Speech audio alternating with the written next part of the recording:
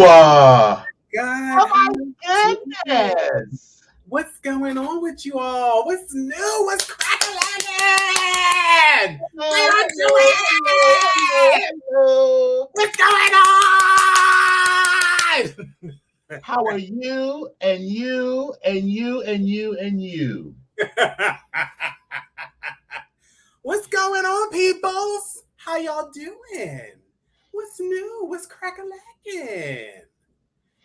I am a lovely, and how are you? Listen, I am getting better every single day. And I think that is going to be my response now for when someone asks me how I'm doing. I'm getting better every single day. Hallelujah. Yeah. God And bless it. I think that's just where I'm at. I'm getting better every single day. Mm-hmm. So we see Eccentric and I see Lola. Wait. First of all, let's back up. Okay, so it looks like Eccentric was the first person to comment. No, Was it was the first person to join at he the the first person to join 49 as well? p.m. He was the first person to join as well? Yep, Eccentric Okay. was the first person at 7:49 p.m. Got you. Okay, and then Lola joined in. But wait, Lola, first of She all, said, didn't mean to make it here this early. Well, how dare you? How very dare you? but here's the thing. Did you see Lola posted a picture on Facebook the other day of her going somewhere? I don't know where she was going or where she was coming from, but she had this lovely Like 2009. with the little strapless gown and the big earrings I on. saw it. I saw it. She called them. What did she call them? Shoulder brushes or something like Something that. like that. I said, come on, sugar mama, you better come through and break it the hell up. Come on, girl. Looking good. I saw pictures of Eccentric this weekend too, which was, I think it was from like IML. I think it was like three Honest Brothers all together. So I think it was like I think that was Tiger. probably from last year. Like Yeah, as we get Tiger. close to the event, people often post pictures or messages from the year that they competed for IML. Absolutely. So, and it was a third brother. I can't remember who it was. I don't know if it was. Butch did as well. Butch Romero posted some stuff too about their title run. Okay. But anyway, so something. And listen, so I see Desmond out here. Hey. Listen, we done had this conversation. We know how summers get ready to be. Somebody wants to be naked this summer, but somebody has somebody in the corner telling them no, they can't be naked. But somehow they said they're gonna make it work. And so when I happened to look on Facebook this weekend, when I say nakeds, I saw the nakeds. I saw men bipples, bosom bipples. I saw arms and chest and cleavage and abs and stuff.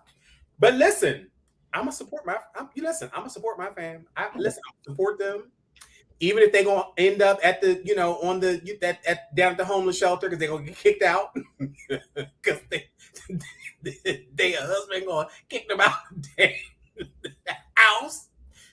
Listen, I am going to support my family. That's what I'm gonna do. I'm gonna support. Hallelujah. And I will be right there with you like Hercules. Hey Joshua, I see you're in the room. And hey, Greg. Greg. Okay, so I don't know this name. I just know about Greg is our friend from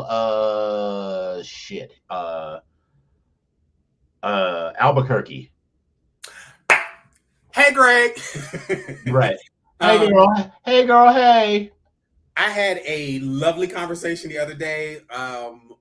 Monday, I was laughing hysterically. That damn crazy ass cracked, beaten, stirred, and whipped and pureed fire, and his ass had me on the phone.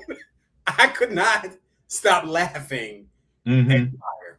And then anyway, because you said Albuquerque, and I just started thinking about that. But yeah, that's a whole other conversation. But anyway, this week has been weeky, and it has been like not a bad thing, but just like a lot.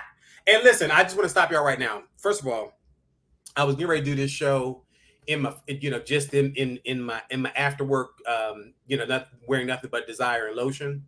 Then I decided to put the robe on because I came home. I had to come up out of my work drag.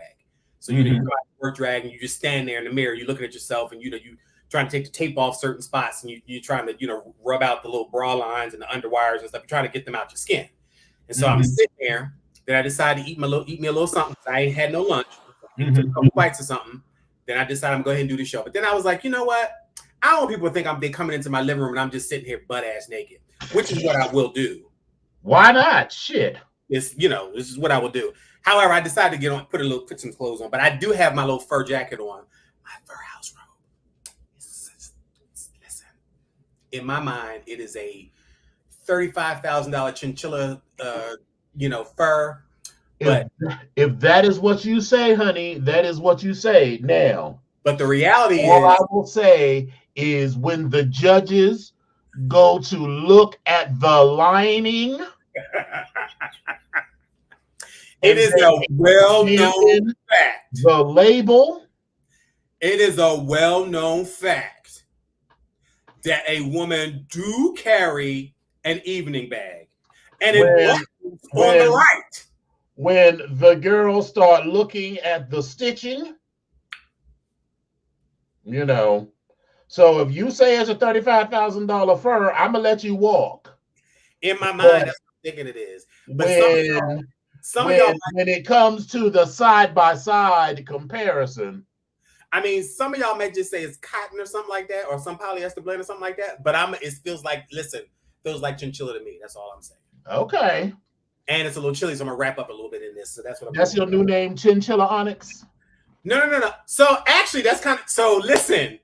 That would be cute. Come on, Chinchilla Onyx. Listen. That's the funny thing because Desmond has been Chinchilla Revlon forever. So I was going to say Chinchilla Revlon, but I was like, somebody already has that name. That's it. I don't remember who it was. That's Chinchilla Revlon. He didn't came in here. He said, hey. Mm-hmm. So I can carry on the name, or I can, but I'll let it stay there. But it's okay. But it could hold work. on. Keep talking now. Ooh, sorry. It could work. Oh, you flashing the kids? You giving plumber crack? Is that what you're doing?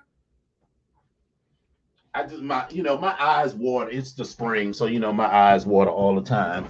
Child, listen. What it is this pollen this season so far, it is terrible. Yes, it's awful. It's just absolutely awful. But this is where we are. And bitch, do you remember when you got your brand new vehicle, whatever it was, mm-hmm. and the first time something happens to it, and you sitting there like, bitch, is this a scratch? Like, bitch, what? Mm-hmm. Baby, I done seen a 2-inch scratch on the side of my car right now, and I was sitting there like, I can lick it and be like, babe, listen, I was licking, but at first it was like the whole Kill Bill thing. It was like I saw the scratch and I was like, damn it. And I was like, what? Right. Yeah, I don't. Exactly. And then your eyes start. Baby, I was listen. But then I said, let it what go. Happened to my car? And bitch, listen, the other side of this is, I'm sitting here watching out, I'm trying to look out the door to see who parked next to me and who's going to park next to me, because I realized one of my neighbors with kids, and one of them kids got out that car and slammed that door open. And them kids will get out the car and slam that door open. But I was like, I digress. I'm gonna stay here and stay where I'm at. But yeah, I did see that today, and I was a little annoyed. Mm-hmm. So, but we got through it, and we're gonna keep on pushing. So, but for me, all in all, it's been a great week. I am not looking forward to the continuation of this week, because at the Black Degree Factory, they are having a ceremony, and it's a graduation ceremony. And so I'm already irritated with every passing day that we get closer to Saturday at how much more and more of the campus is closed off. Mm. And I'm pissed off because where I park, if they're still having the outdoor piece, it's on the yard. And I'm like, and I don't have a problem parking someplace else. But don't tell me I got to park 9 blocks down from where I'm going to work. I don't want to do that. I don't want to do that. So, as I have been doing in the past, I've made friends with people in parking. I'm gonna slam my car into whatever parking space that I find that's open, that's closest. And if I get a ticket, I'm going down and be like, "Hey, girl, take this ticket and fix it. Thank you. All right, thank you. Bye." I'm not gonna be inconvenienced. I'm just not. Listen, I appreciate that 100%. I wish I could do that with my parking tickets. I'm not. No. That's a campus park. No, I understand that. I'm saying I wish I had somebody like that worked for district government. Baby, well, listen, we actually do have somebody that works for district government in that. Yeah, but not in that area. Right, but they can't. Well, they do work in that area, but they can't do anything. I'll text you. All righty then. Well, we will bookmark that. Okay. Absolutely. Yeah, it's not even it ain't like we can do anything without now. So, it is what it is. But yes. But anyway, enough of my week. How was your week? Let's see. So I feel like I have a few things I can share to say how my week was. So it started a little bit. My coworker crush bent. I came into the kitchen and he had dropped something and he bent over and there was not enough pants and underwear to cover all of his backside. So that's where that came, because I said, yes, girl. Oh no, girl, I do not shit where I eat, honey. This doesn't. No, ma'am. I don't. While I believe that, but I was just like, bitch, what is this story? Something had to happen. I'm like, there's a story here. Like, I know he ain't gonna do that. I made it sound like it was a thing, but that literally was just it. I randomly walked into the kitchen and he was randomly there, dropped something and like a plastic spoon or something and bent over to pick it up. And, I saw the top of his crack and it was hairy and I got a little moist and was like, ooh, ooh, ooh. As James from Shits and Giggles, as Fuhad would say from Shits and Giggles, that's the dark skinned one. I got a little bit of a fanny flutter. Listen, they are absolutely hilarious, and I love when I catch any of their snippets. They're doing a tour though, and I think that tour was sold out 3 hours after it went live. Oh shit! Okay, are they coming? Yeah. I think they were, but all that shit was sold out. Yeah, that was amazing. I was like, oh, this will be interesting, but no, not gonna happen. So next,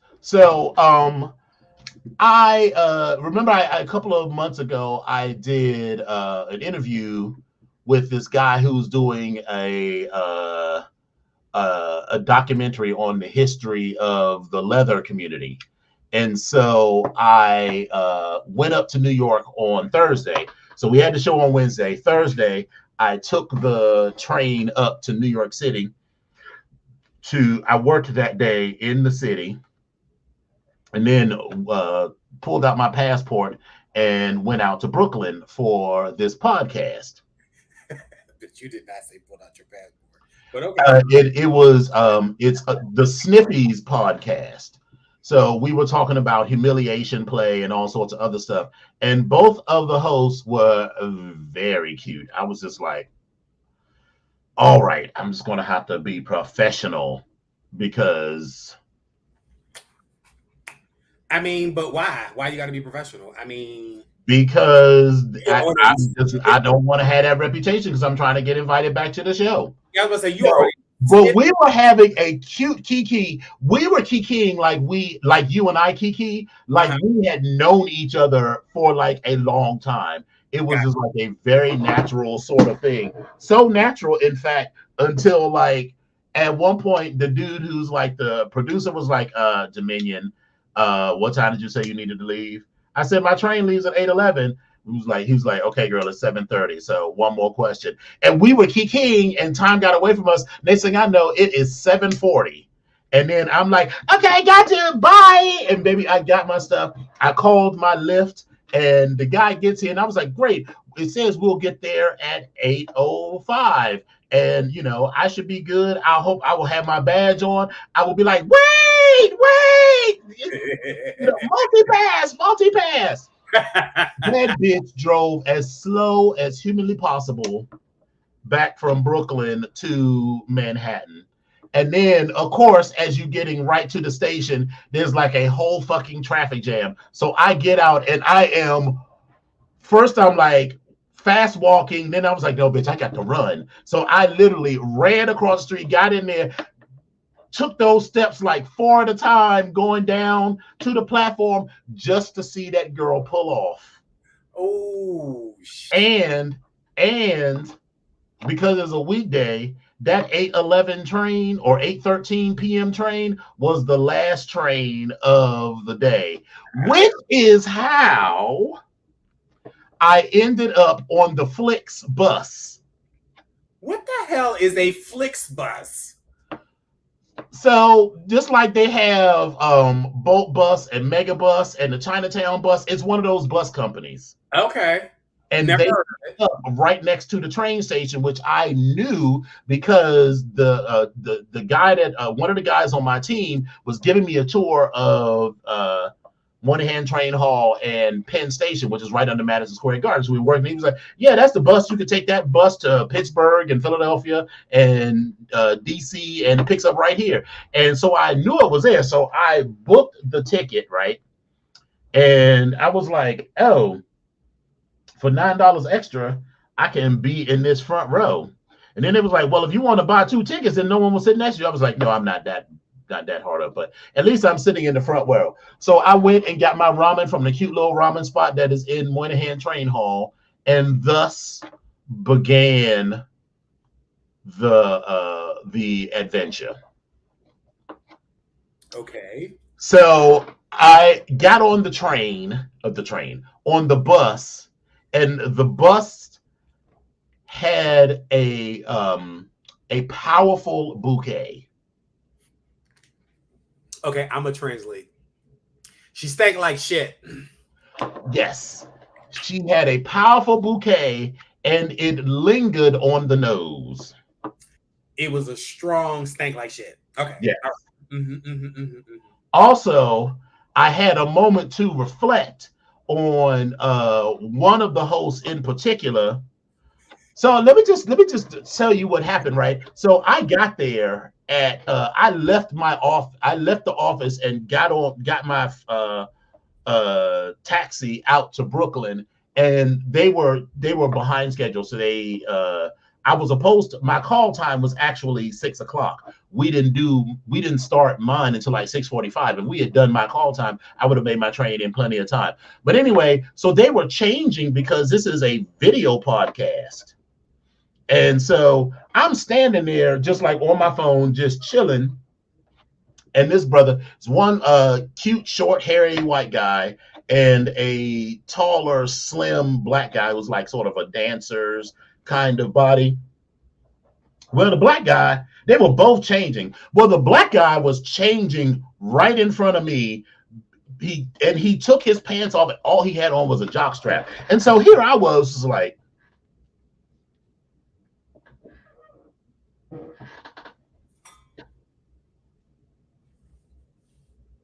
mm-hmm.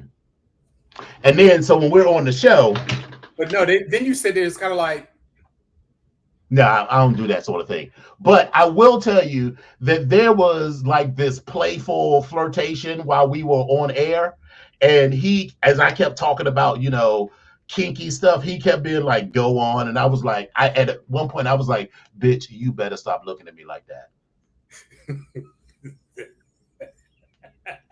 And he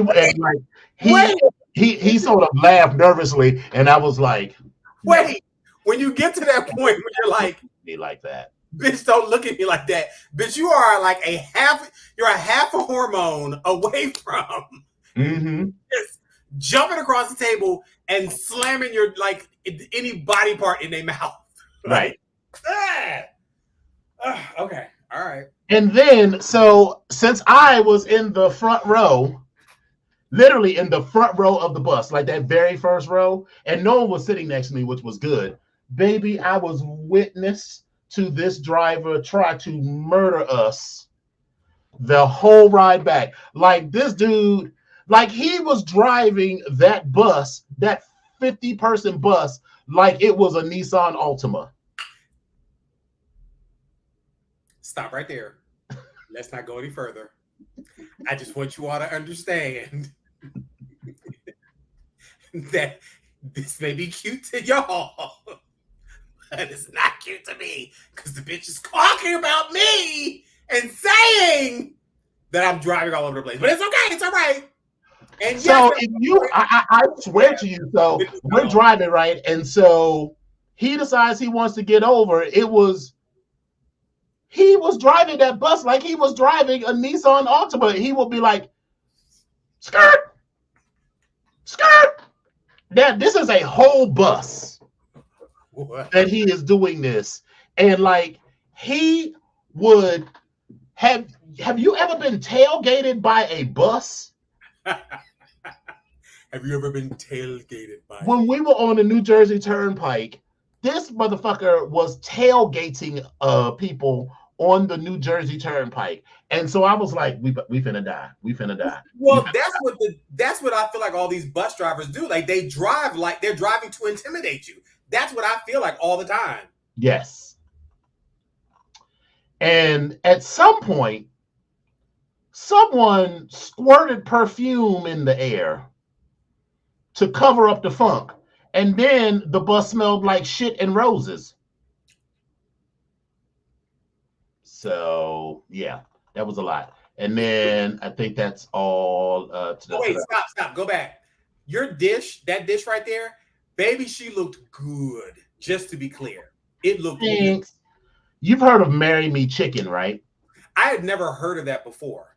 Basically, it's chicken that you sizzle up and you make a little sauce with smoked paprika, a bunch of garlic, a bunch of other spices, and some heavy cream and spinach and stuff.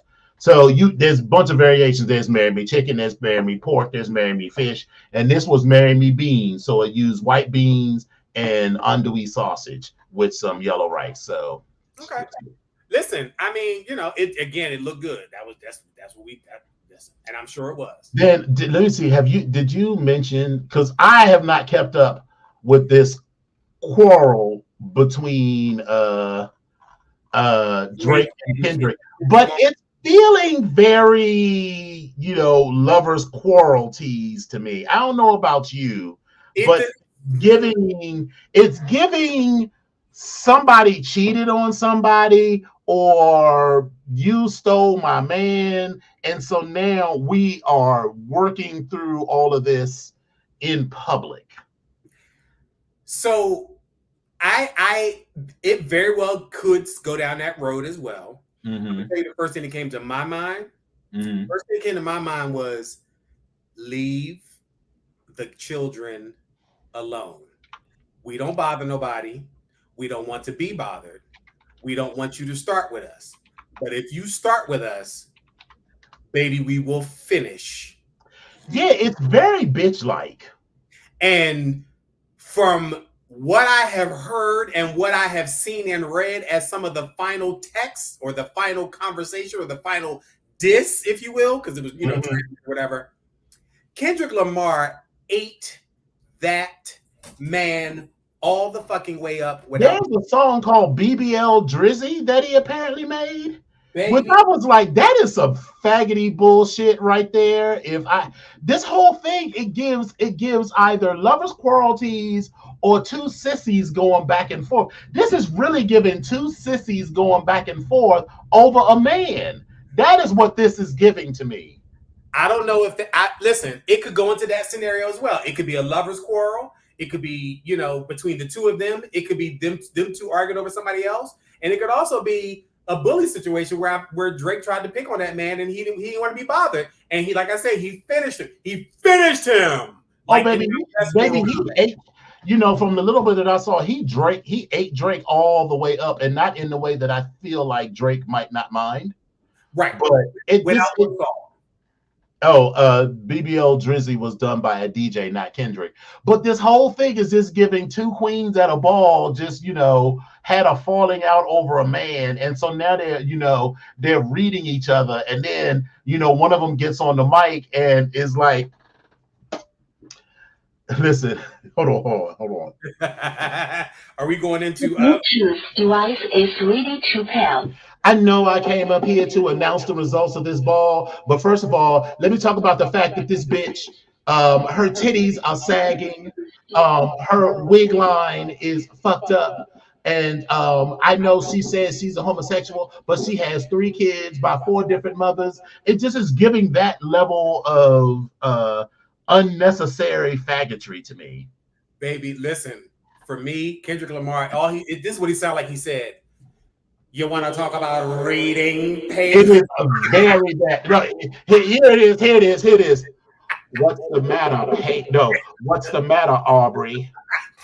Are you going through some sort of a psychological change in your life? Are you going back to being a man? Like, that's how I feel like Kendrick handled this whole situation. Oh. And for those of you who thought that the doll wouldn't make it, suffer. Exactly. Listen, and it's giving that level of faggotry. Yeah, it is. It's giving a lot of that. Which, by the way, I actually watched. I mean, I'm into it. I am 100% into this. That's my. I am 100% into that level of faggotry. Just to be. Oh, he does. I didn't know that's where he worked. I'm just now reading your text. I'm just now reading your text. And plus, I feel like he don't fuck with me like that anymore because of other relationships that he have, and I don't really care. So that ain't, yeah. I ain't it's if I have this many concerns and this is the floor of those concerns, that's down here. So yes, eccentric. I saw that a rap battle. It was actually a little bit. It said a rap battle is 2 grown men writing angry poems about each other.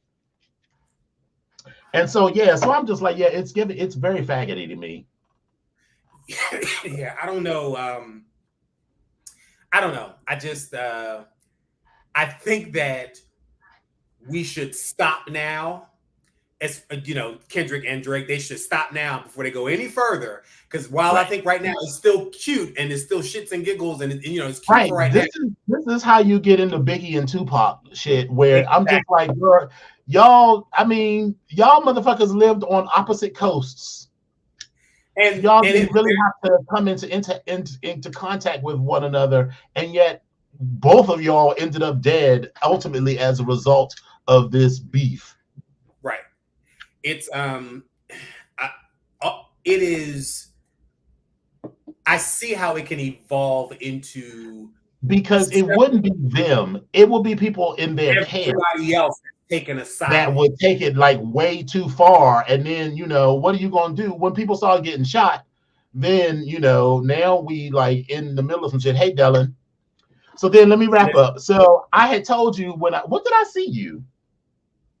I feel like I saw you at some point. No, we were talking about text message and phone, but we talked about you sent me, what were we talking about? Oh, it was over the phone. Because I had said that Friday night I was feeling a little frisky and I was gonna go to the glory hole, but then I was like, "Yeah, girl, I'm not." Oh, it was when it was on Saturday when we were talking about when we were planning our rich white woman vacation. Here we go. And so I ended up going on Saturday night, and baby, I'm sorry. Wait a minute. Let me just make sure I understand. Which location did you go to? Did you go to the one that is going out like West Virginia, or did you go to the one that's going out 14? West Virginia. Okay. All right. West Virginia. So I never liked that place. Never liked it. I used to love it, baby. Back when it was on P Street. Let me be clear. I was there several times. I never liked it because of how it was set up. Now, when I had my druthers was to go next door and upstairs, that gave me everything I needed. Yeah, to the Follies. Right. It was a personal space, and then I could have my room and all that. Like that's what I enjoy. But that Right. all other crap, I hated that. People looking through. I love that whole setup, baby. My heart used to flutter in the best possible way when I would go there. And then when it moved over to West Virginia Avenue, she was cute for a while, but my life has just moved on. First of all, I had a man for 7 years, and whatever, there was never a thing where like I couldn't play in the city, but out of respect for our relationship, I typically reserved most of my sexual energy when we were at home for him. And I would only, because we know my relation to Slammers. I need to own stock in that girl, but at home, I didn't really go there. So I hadn't been to Gloria's Health in like 7, 8 years. Oh, wow. Okay. All right. And so, but it was a Saturday night. So I was like, great. It is a Saturday night. I'm going to go. It's going to be like this whole variety. Baby, it was like 30 people there. Now, let's be clear. I still got it in. I still did what I needed to do. But it was not nearly the variety. And because that's what gets me off. I love a full sex club. Like the whole variety, the buffet of like the one. Right, and clearly I'm not going to have sex with but a small percentage of those people. But for me, it's well, not clearly, because my record is 9 people in one night. So come on. But it's the energy of all of those people in that space that also turns me on and gets me going. And seeing people naked or in the midst of various, copulations, and, even in the dark room, there's that little slither of light and you can see the head bobbing. Right. What do I spy with my little eye? And, you can see that movement, and all of that is like exciting to me. So if it's not like a lot of people in the club, it's not quite as exciting to me. So, I mean, I had my little fun, but I was just like, yeah. And it was also like not a lot, but there were like people who were clearly unhoused or inadequately housed, I'll just say, there. And I think I know this sounds shady, but in the advent of apps like Jacked and Sniffies and Grindr, you don't need to go to a place like the Glory Hole to cheat on your wife or your girlfriend. You don't. You can just invite them. And you know what I do notice, even on those apps like Grindr and Sniffies, there's a lot more people fucking in cars now. Like on a dark end, like I'll meet dudes and they'll be like, "Hey, I'm driving around the city looking to get gutted. You got a dark spot where I can pull my car up to." And I was like, "No, motherfucker, I don't live in that kind of neighborhood where we got dead end corners where you can just randomly be fucking people." Yeah, I'm gonna say no. I'm not. I don't even listen. I can't even. What apps am I on? I'm on social media stuff, and I think I'm still attached to. I'm still on like a Growler or whatever. But a lot of the other ones, like even like the Ass Pig, A4A, and Recon, and I'm just like, I think A4A still exists, but I have no idea. I closed that account years ago. So yeah, it's like I don't know. I'm not really. And I mean, I think the ones that I do have, because I know Growler is one of the ones that I will still chit chat with people on. But it's really like I'm catching up with people. I'm like, hey, I haven't talked to you in a while. What's going on? How's your mom? How's your dad? What's going on? Did you get the new job? Blah blah blah. Like really, that's really it. I've been on there watching TV. Well, not TV, but watching someone have a live stream and chit chat with them or whatever. So that's I'm good. Now, when I do go out of town, it does bling go off, because when I took my little trips up to the Bird, my little Growler thing, it was kind of, I was getting ding, ding, ding, ding, ding, ding, ding. I was like, whoa, slow down. Ooh. Bristol was quite popular.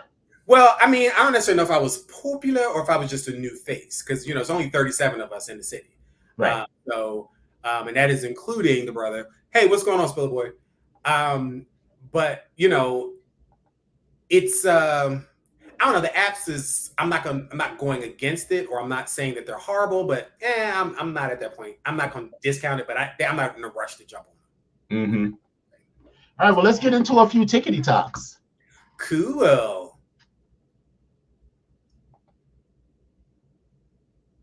We got to get some sound.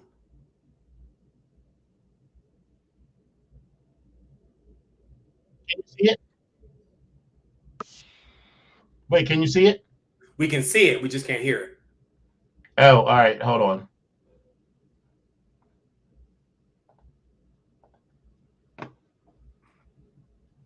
Oh, wait a minute, Eccentric. You said somebody shot one of Drake's security guards at his Toronto home yesterday? What kind of bullshit is that? See, we going down the rabbit hole. Right. No. I want to do this myself. Let me help you now. I'd like to do this myself. Do you know how to do it? Yes. No. Have you tried this before? Yes, sir. You sure? Yes, sir. I've tried it. You what? Oh, okay, I'll try. Take it easy, okay? You can do it well, though. Honey? You know how to do it. Just keep quiet. Honey? Huh? Who is Linda?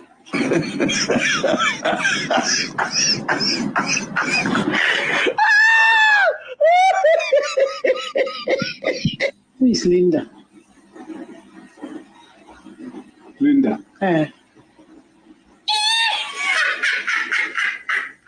Linda. Can't you hear again? Who is Linda?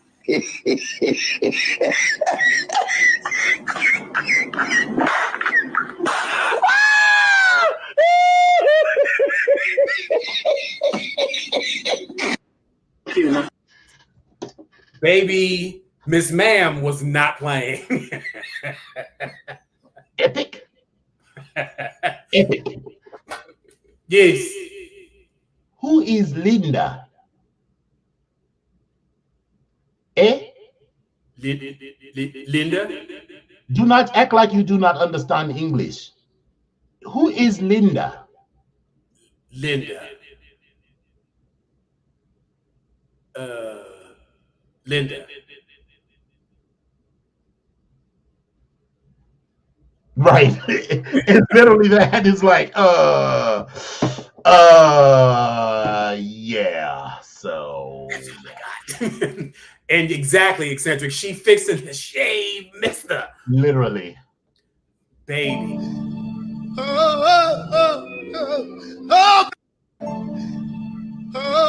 When you get that late night call from old girl. I can come over. Wait a minute. These aren't the ones that I had on my list. Hold on. Okay. Dylan, congratulations. You said it's some good news. You're now a contract historian with the National Park Service, working on the Black Pride Project. Come on, Dylan. Congratulations. Shop and asks, "How long before I can get a haircut?" The barber looks around the shop full of customers and says, "About 2 hours." Upon hearing this, the guy leaves. A few days later, the same guy sticks his head in the shop. Girls, y'all know how I always say that's that same glue that leave us bald-headed in the front? Yeah, this is what I was talking about. You see that head? That look raw in the front. That head look finished. And she's still putting it on. Sometimes we just gotta leave it alone. That look bad. That ain't right. This is all the way bad. I don't want y'all doing this. All right, girls. Y'all know how I always... Baby. I can't even... When I saw that, I was like, oh my God. And then the other part to this is because this video makes me think about just bad hair care, bad methods.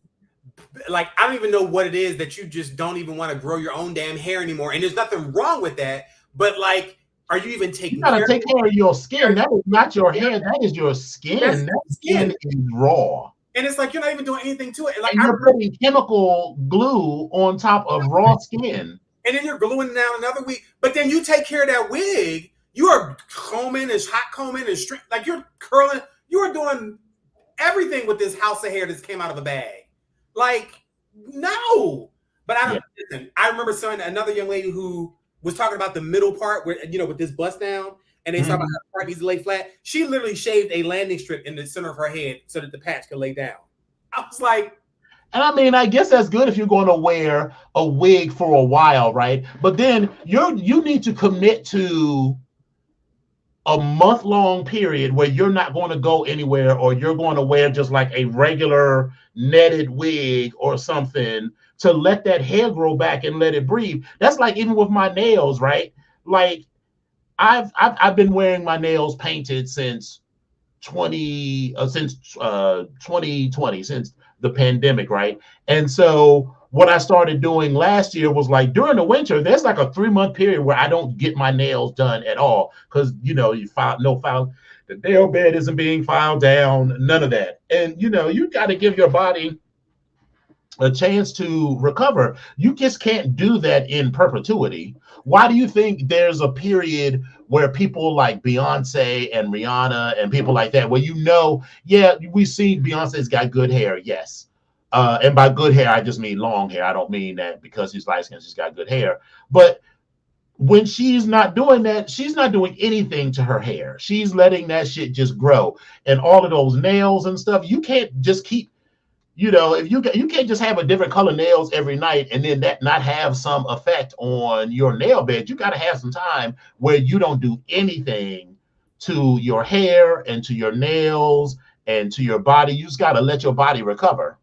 baby, listen, and I know there's at least 2 or 3 different hairstylists in this chat right now.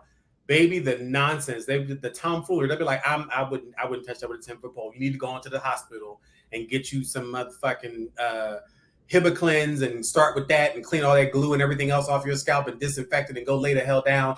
And get that. Oh, and my I'm God. just going to assume that this part in here is leftover wig glue and not like lice or some shit or dandruff on her skin. It's probably so. That is probably leftover glue and makeup. Because if it was a part, she put the makeup on top of it, possibly. And then it also could just be eczema and some fucked up skin as well on top of that hair. It really could be. But I would probably take a guess that it's probably the glue with makeup. And I'm betting that she glued it down, and then at some point she was impatient to do it the right way, so she just sort of peeled it off quickly, which damaged the skin. I'm making that up because, girl, I don't know nothing about this. I don't know. Des, you're saying it's gel. You saying it's gel. What part is gel? You're talking about? Oh, this gel and makeup. Okay. Makeup. Yeah. Okay. Yeah. Which is what I was saying. Probably makeup. Mm-hmm. But she got nice nails. Right. Okay. That's all I got. She seems quite nice. No thanks.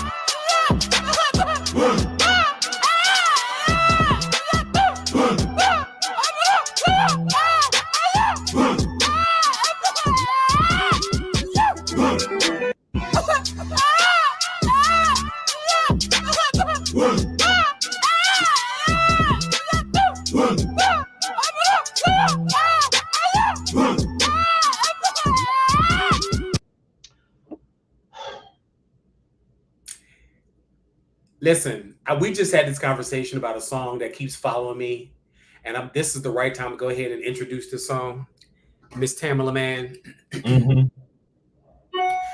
Truth is, I'm tired.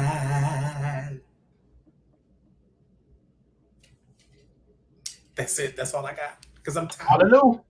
I'm tired. I just don't even understand. I don't know what this is. I don't know. I am just like, listen, I remember, you know, we grew up with hip hop, right? Which was a pretty radically different style of music from that which came before, you know, from the music that our parents listened to and the music that our grandparents listened to. So hip hop was a pretty different. And I remember my parents talking about how much they hated hip hop and how it wasn't real music and all sorts of other stuff. And it wasn't like they forbade me to listen to it in the house, or whatever, but they sort of like, it wasn't my car, so we weren't going to listen to Kumo D in the car that they were paying for and driving. So, you know, it was on that level. So as I have gotten to and beyond my parents' age, because I think when I was 20, my father was 46. So, because he's 26 years older than me. So when I was a teen, my mother and father were in their late 30s and early 40s. So I'm older now than my parents were when hip hop first came out. But my point is like, I try to be like, I don't like this music, but that's your business. It's not for me. I'm a different age group. So, but I'm like, what the fuck is this goddamn shit?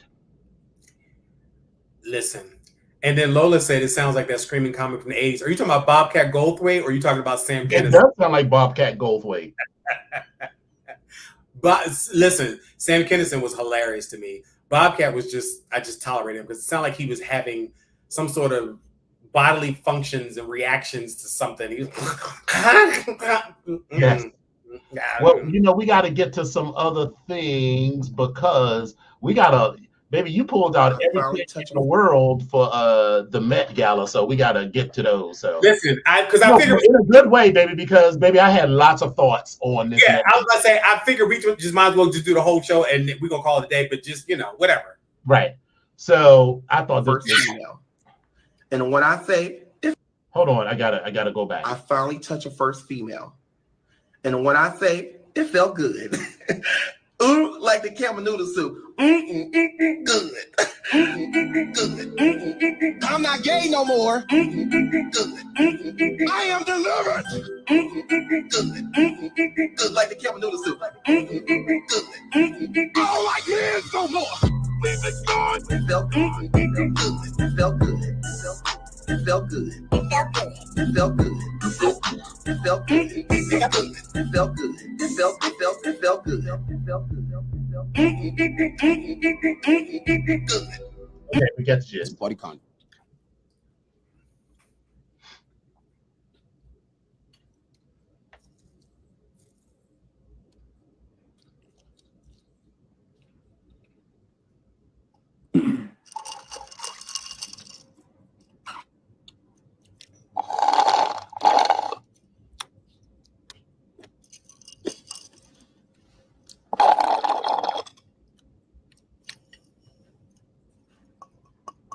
I think I need to get a refill. Don't you need a refill? People who are scared to admit that number. Oh shit. People who are scared to admit that number. And it doesn't even matter. To be honest, it doesn't even matter. Is it important? It doesn't. I was about to say, it doesn't even matter. No, it's like, what are you ashamed of? No, I'm not ashamed of anything. Like, I don't even have a body count. Because you forget. Like, I think I have amnesia.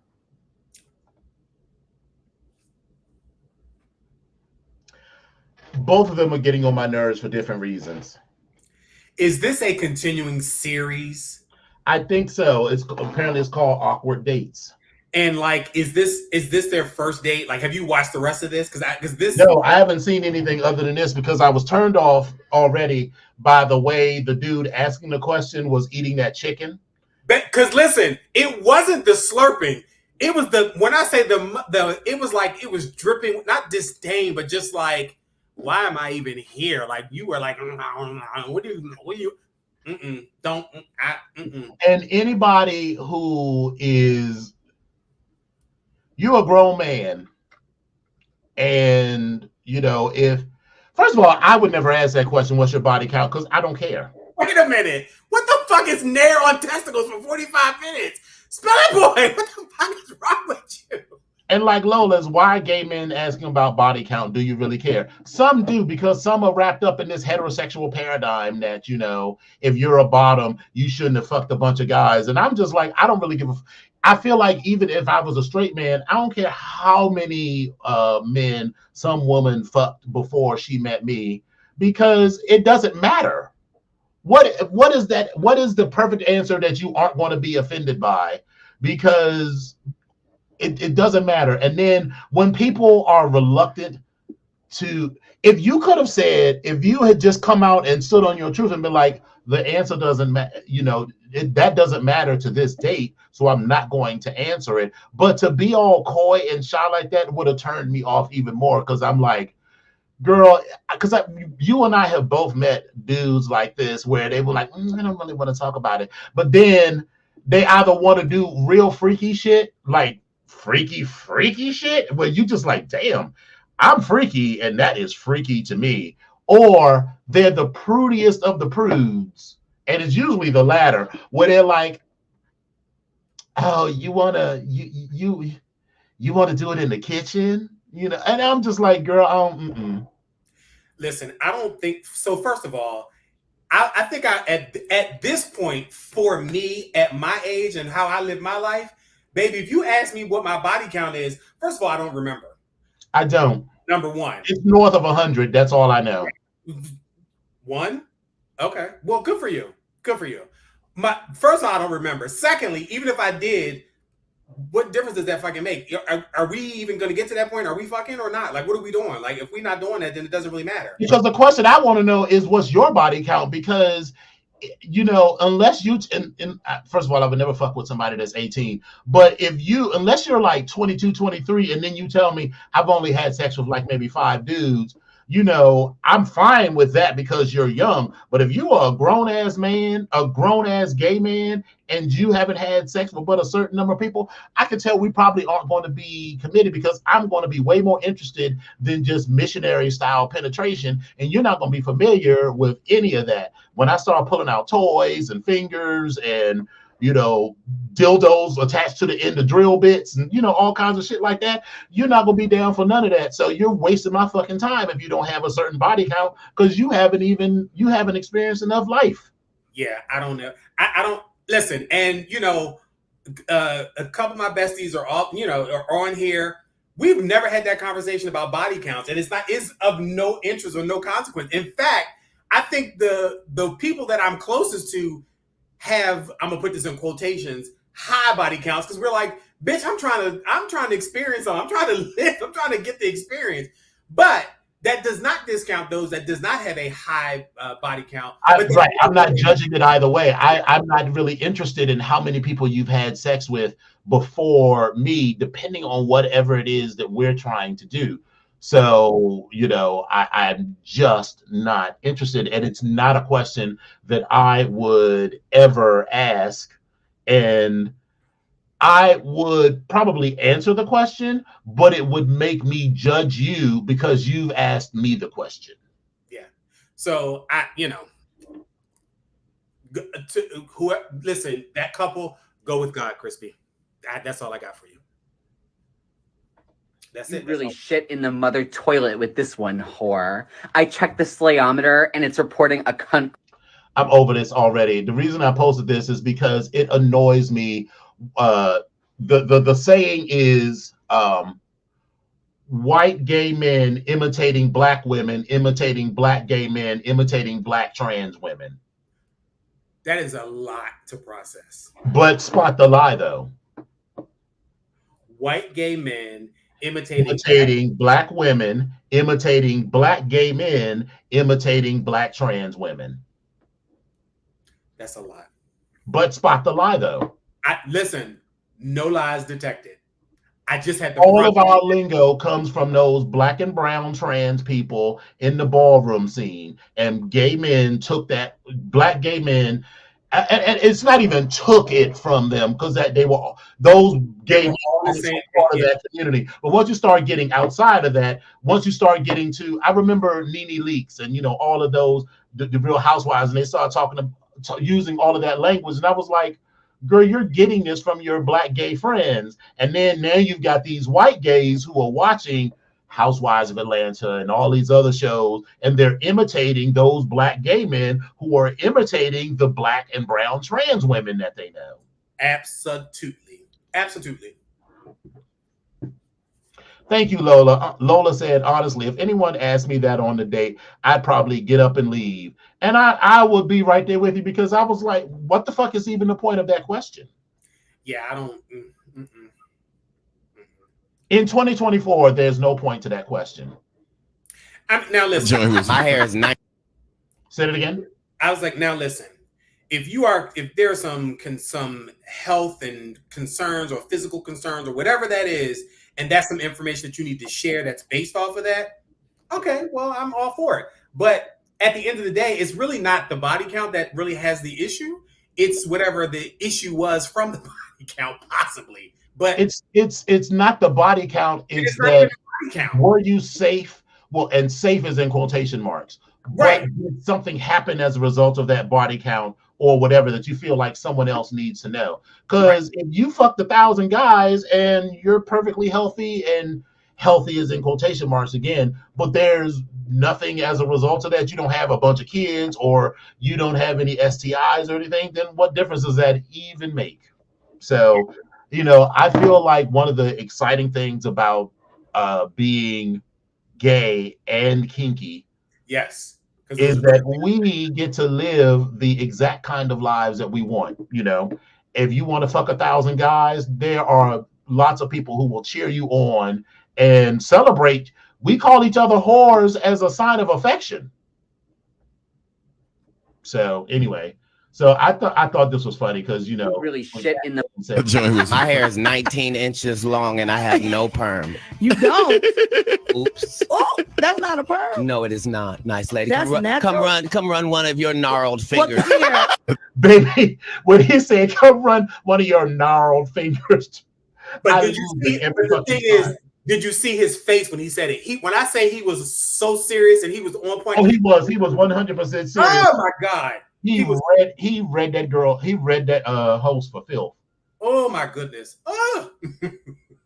Motherfuckers, I said it, never say it with me. Fuck you, Oprah Winfrey. Fuck you, Tyler Perry. You cool motherfucker. Now some niggas got scared. They was like, you going too far, bitch. I love that black raggedy bitch. I love that black simple-minded motherfucker. I love Oprah Winfrey's black ass. And we just need to bring her back to black. I'm going to stop it there for a couple of reasons. One, we're perpetuating this trope that there's only one way to be black. And if you're not black the way that I'm black, then your black isn't black enough. Oprah Winfrey grew up in fucking Mississippi. And just because she just because she doesn't, listen, to be clear, I'm not defending Oprah Winfrey, but I'm saying that just because you grew up in the hood doesn't mean you're required to always live your life like you are in the hood or from the hood in order to be authentically black. So let's start there.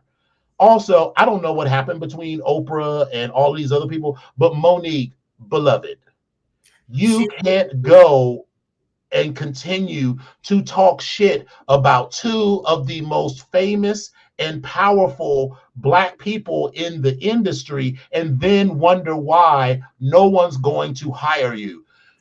Baby, you won an Oscar, yes, but you are not a household name outside of most black spaces. So when they're looking at resume, they're like, okay, Angela Bassett, I'm making up names, Angela Bassett, Keke Palmer, and Monique, and it's going to look at your resume and they say, oh, Monique has an Oscar and she worked on Beloved and she worked on The Butler. And so they're going to be like, hey, Oprah, how was it to work with Monique on The Butler? You think Oprah's going to say nice shit about you? And wait a minute. That's when all the motherfucking Mississippi's gonna come out. She'll be like, that motherfucking raggedy ass bitch. She gonna light that ass up. That's called relationship management. If you work for me and you do a terrible job at your job and you talk shit about me and that shit gets back to me, you think I'm gonna give you a positive recommendation when people ask, how was it to work with me? No, girl, that's not how that works. And then this is the petty part. This is the petty part of me. Now, if I had Oprah money and I was doing this and somebody pissed me off like that, bitch, do you know that I would literally consider purchasing the film just so I can take you on and fire your motherfucking monkey ass? Like, I would consider doing shit like that. Right. But I digress. When the meeting was just about to end and someone asked a question. When the meeting was just about to end and someone asked a question. I've had to do that to people.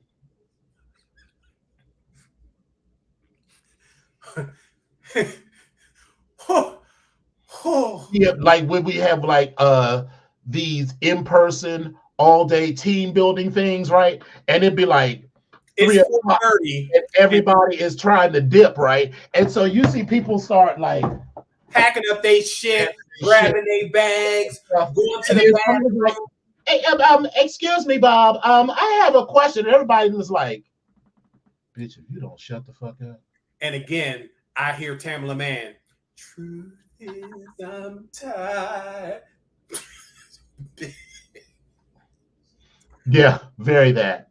Oh, I want a God. burger bad right now, bro. So bad. Hold on, you got to go back and hear the way he said this. I want a burger bad right now, bro. So bad. I want a wet burger. You like dry burgers or wet burgers? What kind of a question's that? I want this thing to come in my mouth. Yeah. What a wild thing to say.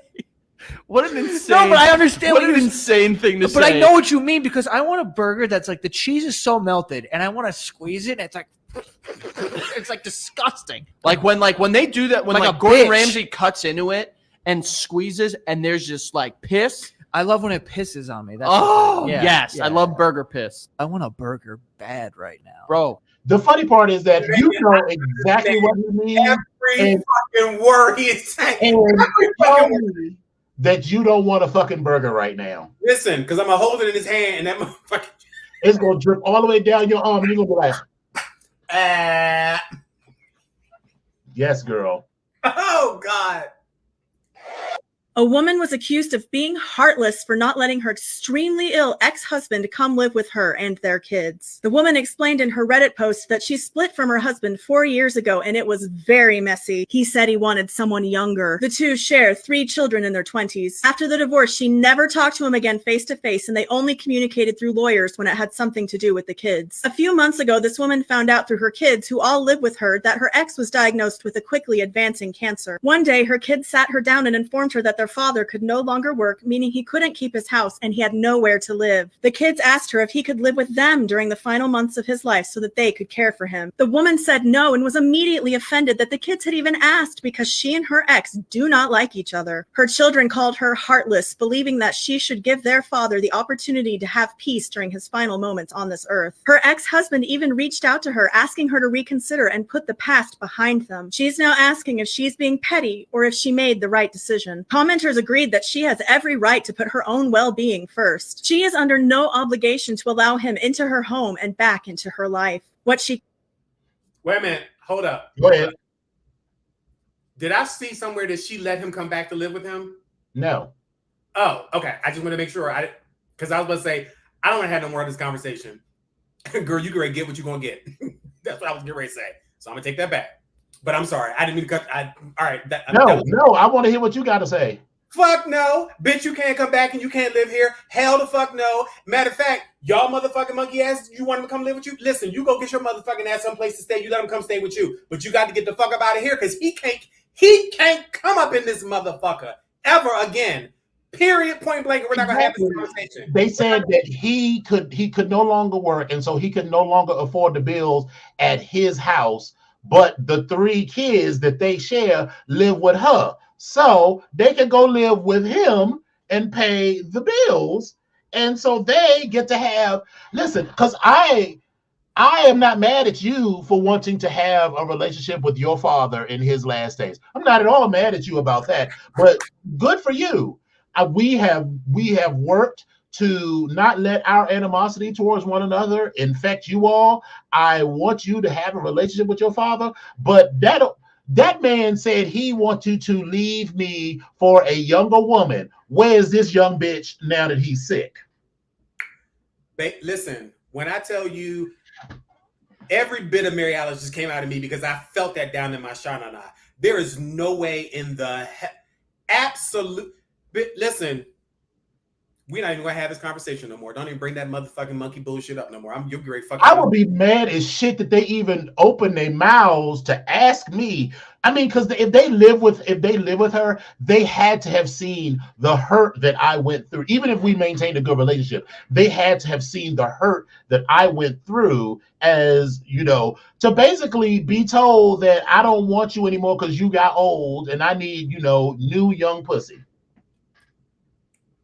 And for you to be like, I need you to put that aside because he's dying. Girl, that's just a nigga on the street now. I don't listen. That's your father. You can do whatever it is that you want to do with That's your father, but that's no longer my husband. So not my husband. I am grateful that we have had you together. Right. Because without him, I wouldn't have had you. That is great. I will take that with me as one of my most prized possessions. Mm-hmm. But my interaction with him at the point that we got divorced, and even before then, which led up to the divorce, fuck him, fuck his mama, fuck the grandparents on a molecular level, and fuck his motherfucking ancestors on a cellular amoeba. No. The only way that I could possibly entertain it no way. is if there's no way. Some years had passed, no and I had forgiven him, and we were cordial. But you can't be going from we only communicate through lawyers when we absolutely have to now I'm gonna let you live back in my space. And the fact that there are 3 kids who I think, and I'm not gonna go all the way back, were like the youngest one was 22. So they were like 22, 24, and 25, still living with their parents. If that father came back to live with him, she will be the caregiver for this man that is now dying. No, girl. You know what that shit that happens on TV. That happens. What was that movie? It was actually really good with Julia Roberts and Suzanne. It was called because the wife was dying of cancer. The wife was dying of cancer, and the new young wife,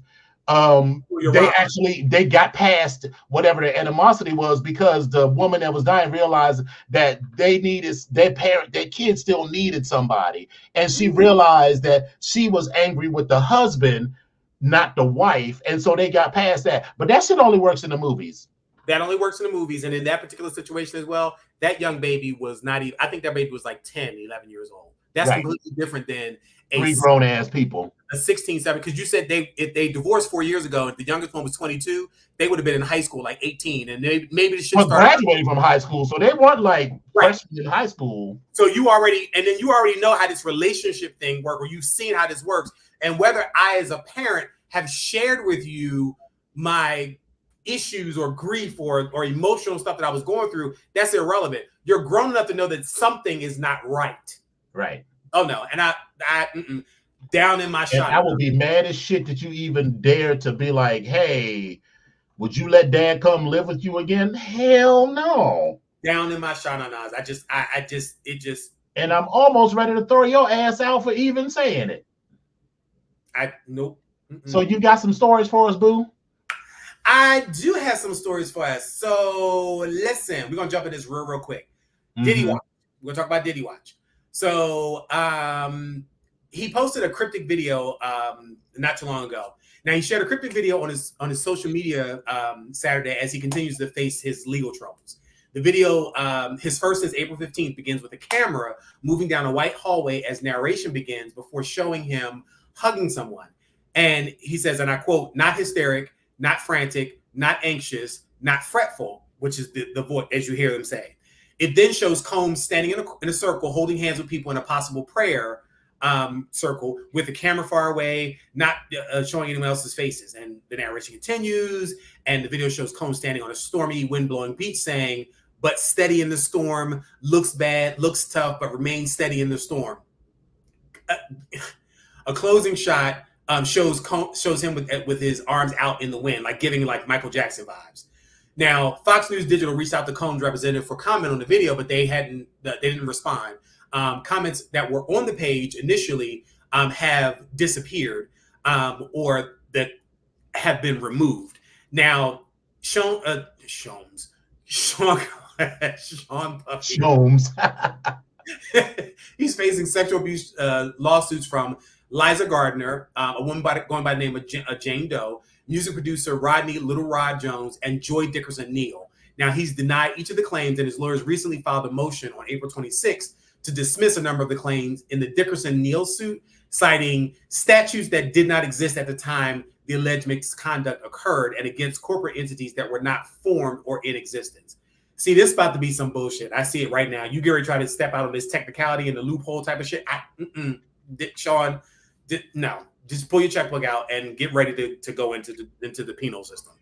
I don't think the checkbook isn't going to help because you got like charges now. So what? Listen, all I'm just saying because with this suit you gonna pay because you know they're gonna go after him criminally, but then they're gonna do the OJ thing and then go after him civilly because we already know Cassie just got a payday, an undisclosed payday, and we know she asked for was it 30 million or 300 million?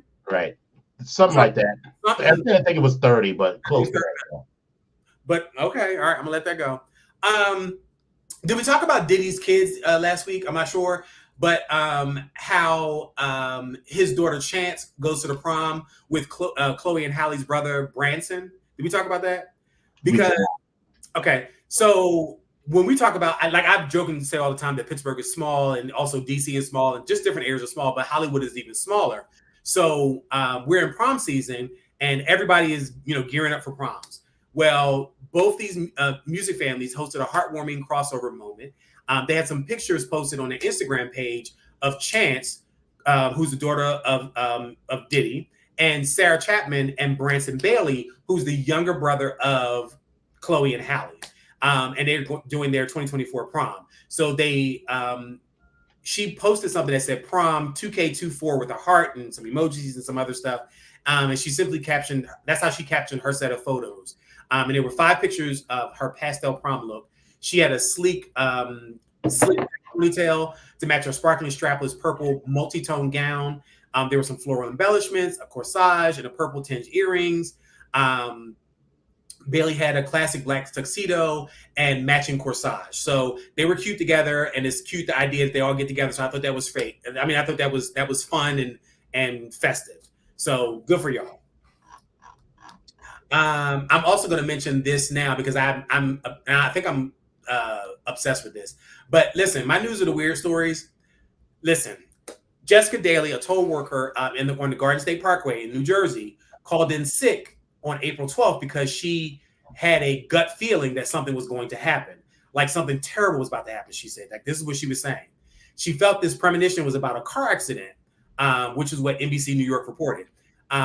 Sure enough, about 4 hours later, a garbage collector's truck slammed into a toll booth, the one Daly is usually in. The toll collector and the truck driver both suffered serious injuries. And Daly said that she dropped to her knees and just started crying. She said, I was praying for everybody involved. She was back at work the next day. Baby, I don't know if you have people around you that do that or that have those moments, but I have people around me that do that shit all the time. And listen, it is great for them. It is wonderful. And I respect it.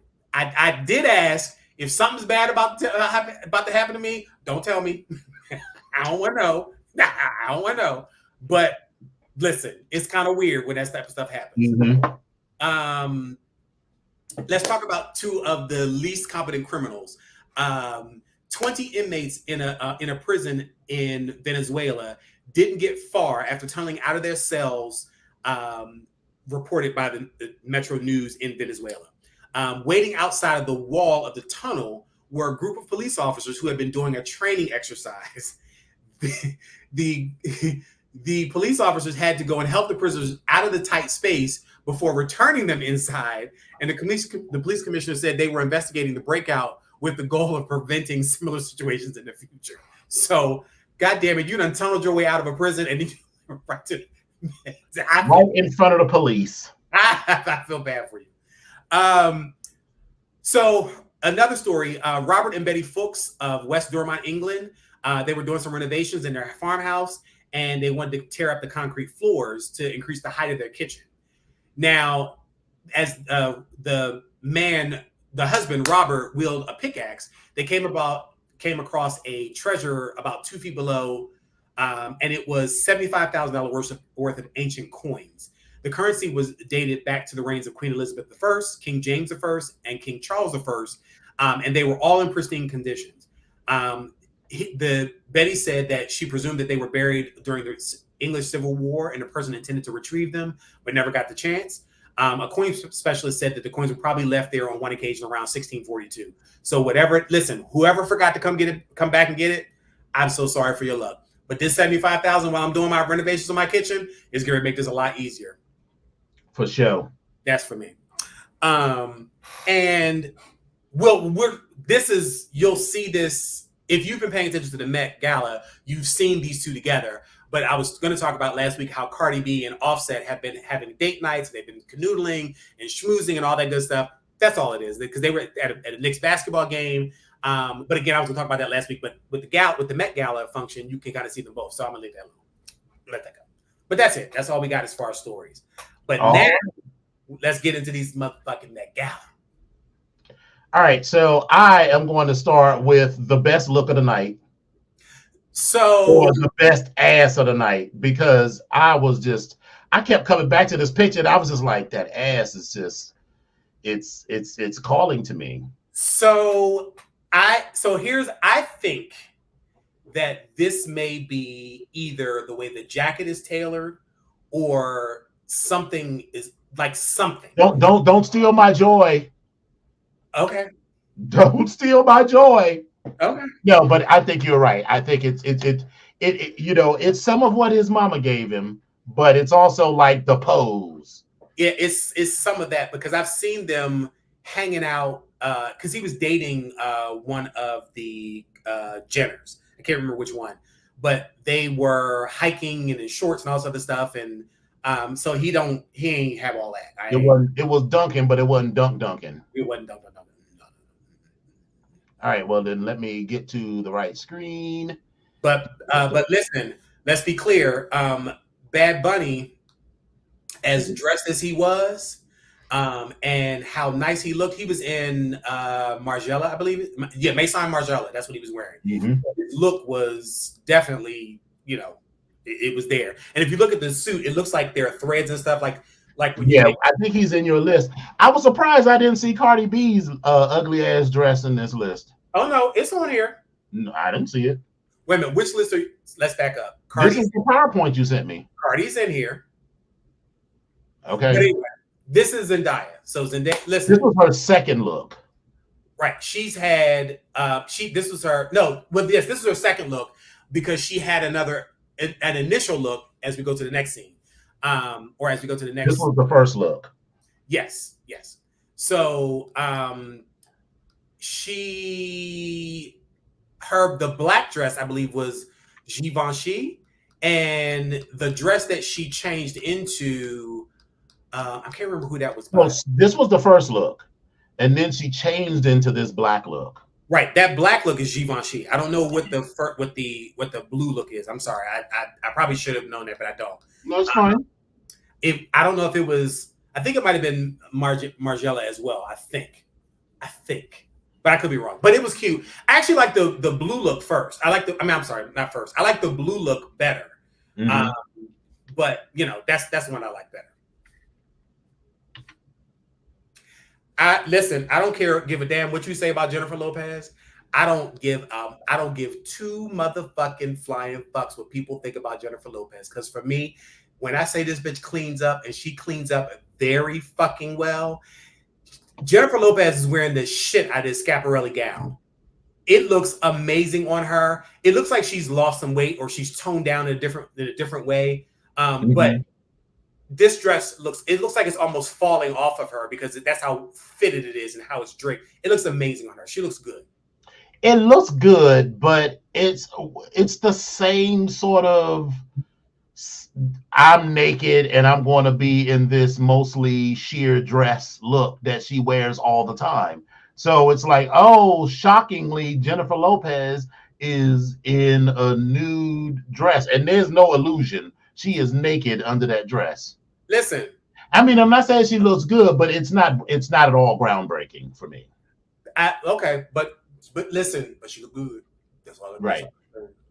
I mean, I feel like when you start your career in that green Versace, you need to step your pussy up every time you come out on the stage, because at some point it's just going to be like, hey. So wait a minute. So you can really tell me that you don't think when Jennifer Lopez steps out that she ain't really breaking down shit? To be clear, I'm saying she looks good, but I feel like the Met Gala is supposed to be like, you supposed to slay the kids, and this just looks good, but this is not slayage. But remember, go back to the first slide. The theme of the Met Gala, right, was flowers. Yes, and I was just like, what the fuck? Like, okay, well, all right. And I get that this is kind of a flower. I mean, it's fine, and yes, she does look really good. So there is that. I have always been a fan of Jennifer Lopez with her hair down, because she has like beautiful hair. So I would have preferred to see her hair down. Okay. I don't like the Kardashians, so I just generally don't like anything that they do. So listen, but the way she is cinched in with this corset, sure, I can't even get mad at her for this corset and this cinching. It's very on theme. I don't like this blonde hair on her though. It's not blonde, it's white. Whatever. Yeah, it's like gray, like at this. It's a lot. I don't like it. It looks cheap. I'm not discounting that. I'm not discounting that at all. Kylie, listen, the Kardashians. I see it for her even less than I see it for Kim. Baby, I don't know, because right now, the way this body and the way this dress and the way she got, baby, Miss Kylie is doing it for me in this Oscar de la Renta gown, because it's giving you very much of, it makes me think of Marilyn Monroe and the whole pink thing. And listen, this body and this body. Well, you said this body is giving, and in the words of Ms. Alexis Morel, Carrington Colby, Dexter Rowan, well, anything can be rented these days. That is true. This is true. So Gigi Hadid. Okay, listen. If you look, so the gown is actually beautiful, but if you look at it closely, you can see that this is a jacket underneath the bottom of her. This is Tom Brown. So we talked about all designers, but you can see the sleeves hanging off. But baby, this is a beautiful gown. Oh, wait a minute, bitch. That is a jacket. So that is a sleeve right there. Right, and it's on both sides. It is a beautiful gown. Okay. I like it a little bit more, because I thought it was kind of like, nah, it's cute, it's all right. But the construction of it, okay, I see it a lot. Yeah, this is one of the tops for me. I'm gonna just say that, because there's several that I like, but this is one of the tops. Okay, it did. I did not like this. I didn't care for this black Marge Simpson beehive. I didn't like this. It looks like, how you take the bath poof, and after you've used it and it's all, it's like real tight in the beginning, but then after you used it for a couple of months, it's all stretched out. That's what that looks like. It just looks, and baby, I'm sure this dress costs thousands of dollars. Thousands, but it just looks tacky to me. I don't think it looks tacky. I think that is a lot of gown, and I think it's very editorial. Like, it's not something that there's no place that you could have worn this gown and it would have looked like a gown. The only place she could have worn this gown would have been the Met Gala. And even this is still too much for me. That's what I'm thinking. It feels like I know that, when this gown was being designed and chosen, it was supposed to gag the kids with its volume and the length of the train and everything, all of that. But I feel like it's too much. Listen, but Cardi's there. And then it's funny because a couple other pictures I've seen of her in this gown, it's almost like, I don't know if it's because of the light, because of maybe there's some crystals or beading or something, but it's almost like, is she pregnant again? I'm like, what is going on? But I was like, okay. But again, even if she is, baby, congratulations if that's what you want to do. So go ahead on. But the gown, it's not one of my faves. But you know. Yeah. Ariana Grande. She still just looks like a 13-year-old dressed up. She also. And I'm gonna stop saying that because she's a grown woman, and baby, that just means when she looks 50, she's going to look like she's 22. So good for her. But this gown is just like, bleh. It's not really doing it for me, and she's just kind of there. And like you said, it's like the little girl playing dress up type of thing. It's kind of how it's actually still and I've had this conversation before about certain people that look like they always look like kids. They look like they're playing dress up. Like Usher always looks like a child to me. Even Usher's 45 years old, but he looks like a teenage boy to me. Right. Same thing with Keisha Knight Pulliam. Even she's a grown woman with a mom, she always seems like a little kid to me. Always. Mm-hmm. But you know, she was in that video where she was playing the video vixen. I was like, that's Keisha Knight Pulliam grew all the way up. I don't even know if I can pay attention to that, but this gown. Like looking at your little sister, I'm like, girl, the theme was not Alice in Wonderland. It is on theme because it's flowers and stuff, but it's too much. I don't really have a whole lot of words for Miss Erykah Badu. Miss Tell me she does not look like a character out of Alice in Wonderland. Listen, Miss Medulla Oblongata as a DJ or whatever, I really don't have too many words for her. But this is a lot. This is a definite choice. Yes. This is a definite choice. I don't even know who this is. I can't. It's a definite choice. Demi Lovato. Now listen, Demi has a lot of shit with her, and I may not necessarily care for her politics on certain things. And I'm sorry, just to be clear. Erykah Badu was wearing, that was Comme des Garçons. Okay. But what's her face? Demi Lovato. Yeah, like I said, she got a lot of crap with her. But baby, when I say she looks amazing to me, she's really, really pulled together in this. Yes. I don't remember who this gown is, but she looks really good in this gown. It's definitely one of my faves too. Okay.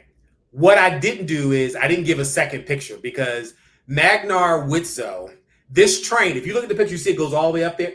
When I say this train was probably as long as Rihanna when she wore the Pope thing, like it's that long. It's ridiculous. This is not one of my favorites. This is not one of my favorites at all. At all. I will tell you why it's not one of my favorites. It looks like gay guy dressing up for Halloween. As an afterthought, based on what's in your closet, yes. And he is not fat at all. I would kill if I had a body like his, but it's these crystalline painted on abs for me. So basically, this is he's got a dad bod with these painted on abs. It just feels like gay dress up for Halloween. Like if he showed up for Halloween and ran the high heel race, the kids, he would turn it. You know what I mean? But for this, it's like, yeah, it's a choice. Yes. That's all I got. It's a choice. Sarah choices. So, and what I didn't show in this, so the front of this gown literally is all pink and all ribbons, and it looks very soft and feminine and everything else.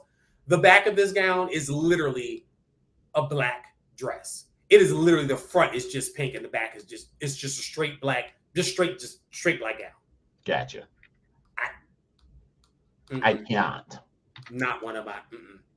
Nicole Kidman. Now, this picture is not necessarily a great picture to me because you have to see the angle of what they were doing with this dress.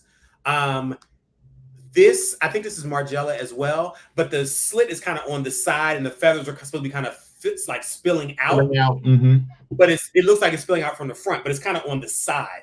I thought it's a beautiful gown, and the white overlay, the white part of the gown is beautiful. Like I think it's beautiful, like the way it's made and it lays and it fits her, very well.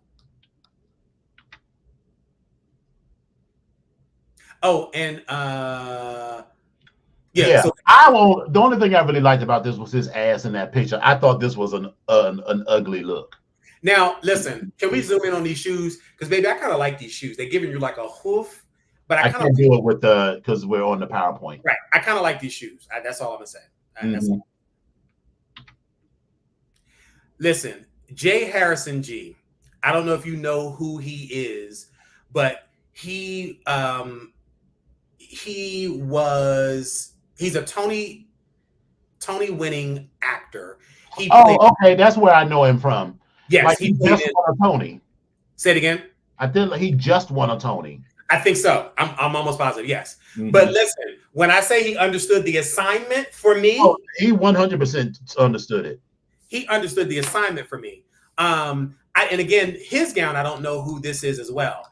I'm sorry, their gown, I don't know who it is. I don't know who it is because Jay Harrison G is also non-binary. So let me be clear with that.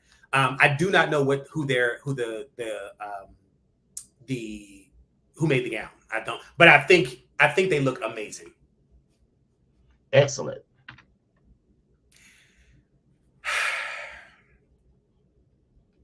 Nicki Minaj for me is always very try-hardy. Yeah, she's always trying, and it's like you're trying a little too hard to be like hip and chic and this and that, and the placement of these flowers feel random to me, and perhaps it should be a little random, but it feels too random to me. And it just feels like it's try hardy.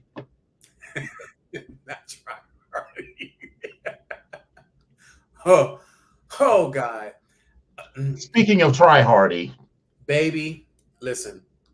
Rita Ora needs to go back through the door. It does nothing for me. It does nothing. I don't even think I want to even mention who it is. I can't even remember.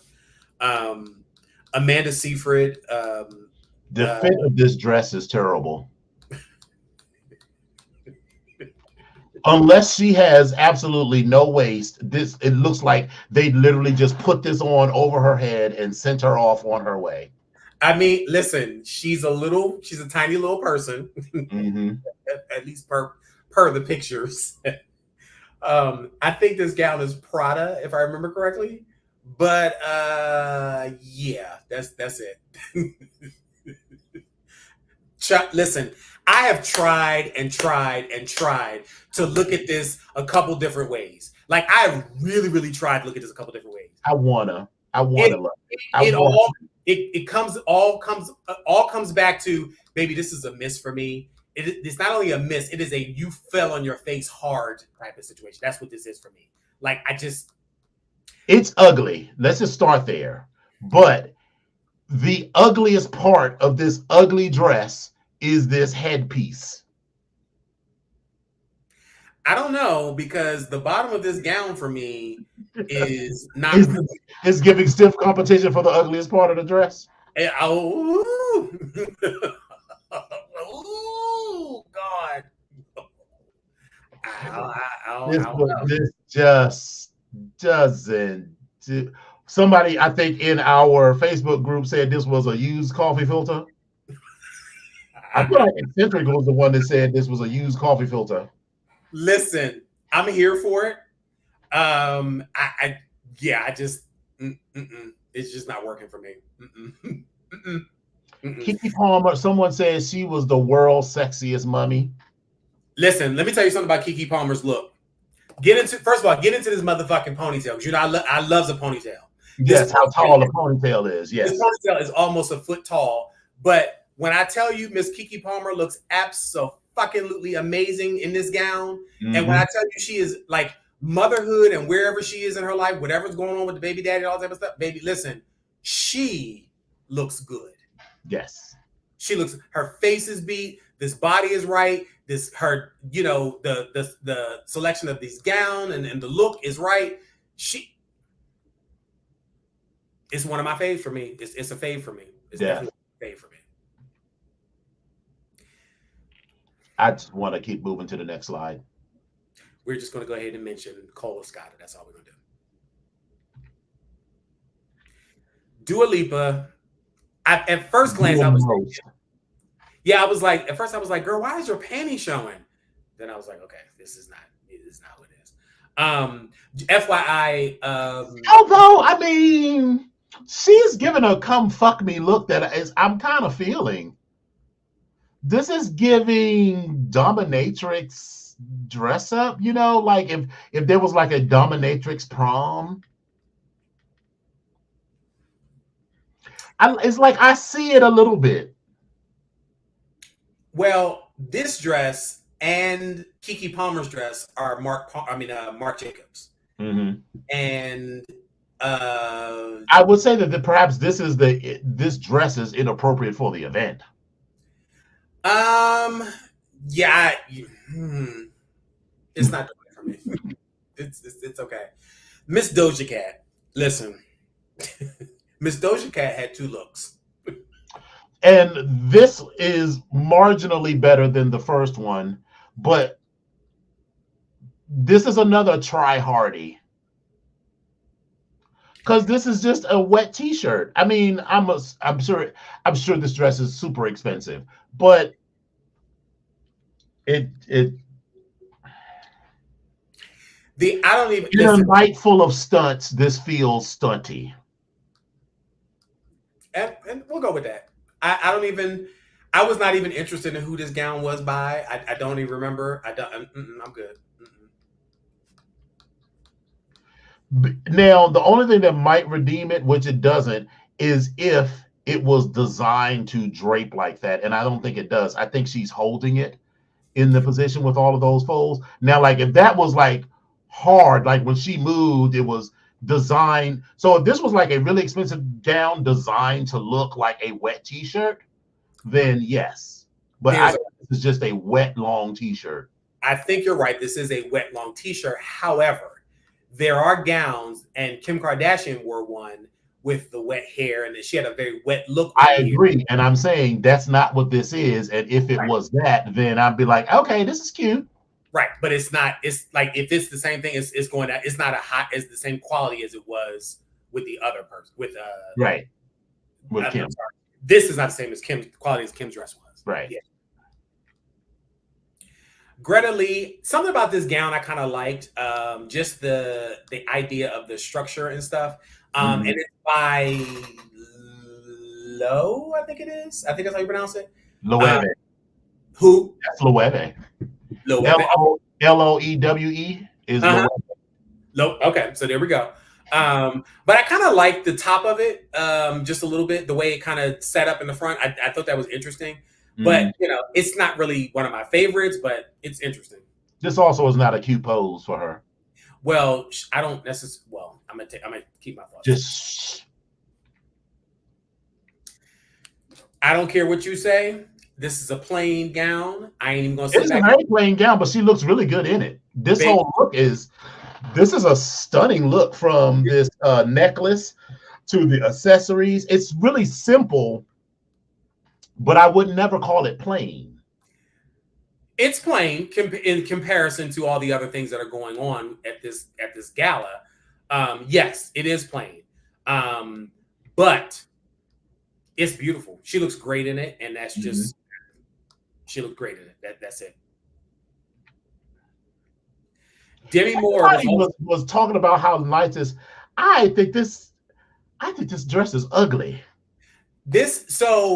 I thought the dress was it was very whimsical and kind of weird to me. Then I saw her take the back piece off, which is like the jacket, if you will, and it's just a straight gown. It was cool. She looked good. I thought she looks great. Yeah, I thought it was like, all right, this is cool. Like I kind of like this. It's like, all right, cool. All right, it was appropriate, because we know Demi sometimes can go a little left. She can do a little bit of the most. She can do go a little left, but I thought this was cute. Margiela was one of the favorites for this year. I don't remember if this was a Margiela gown or not, but again, I thought this was a good look for her. Okay, so I need you to get into this gown. Taylor Russell is wearing this gown that is a hard plastic top that looks like wood.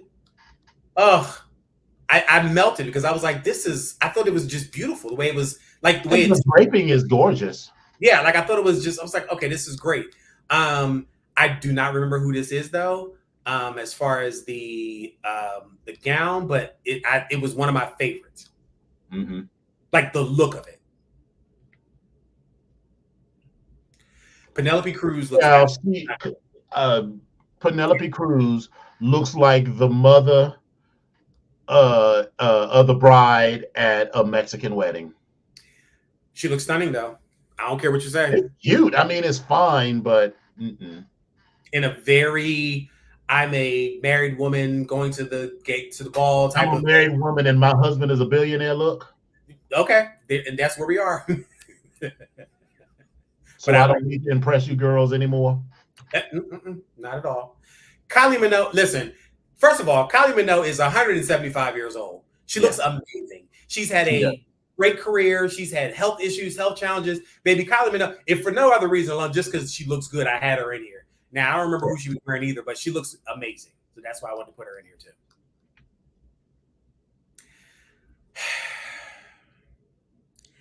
I tried to save. See it for Serena every time. I tried to save Serena because I cut this picture a little bit because this gold aluminum foil stretches all the way out, and then it's giving you very much of Drag Race Nymphia Wynn with the bow ties and how the crinkled fabric. When you gotta hold it like right here like this, it's a fail for me.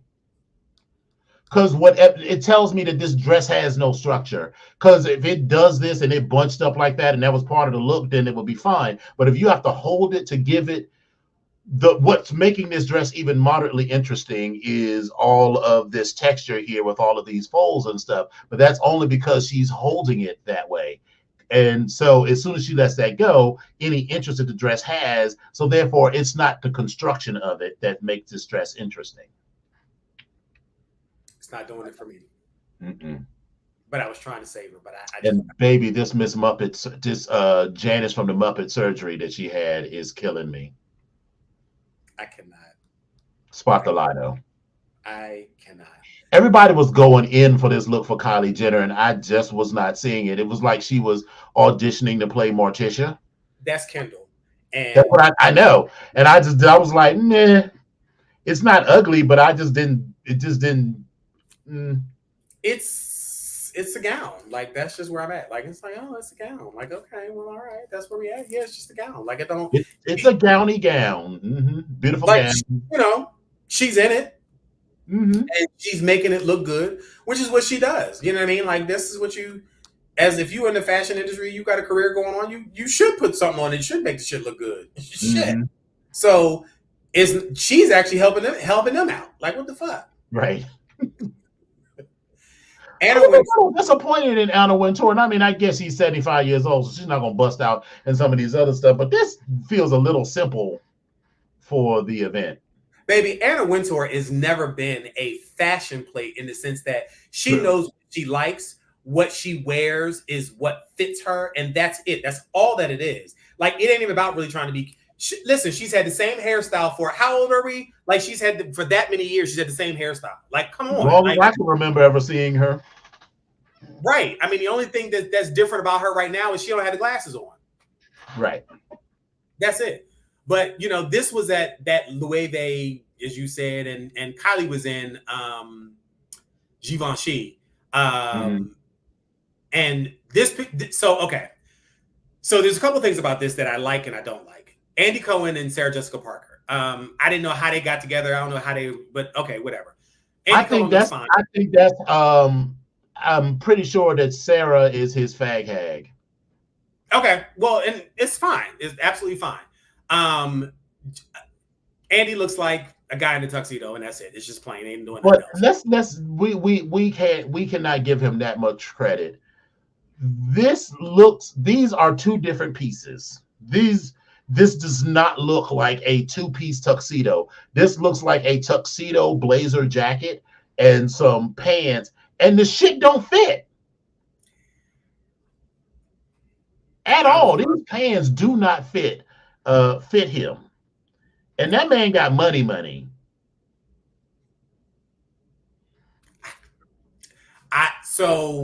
This is what happens when you piss off all of the gays in your circle. They let you leave the house looking a mess.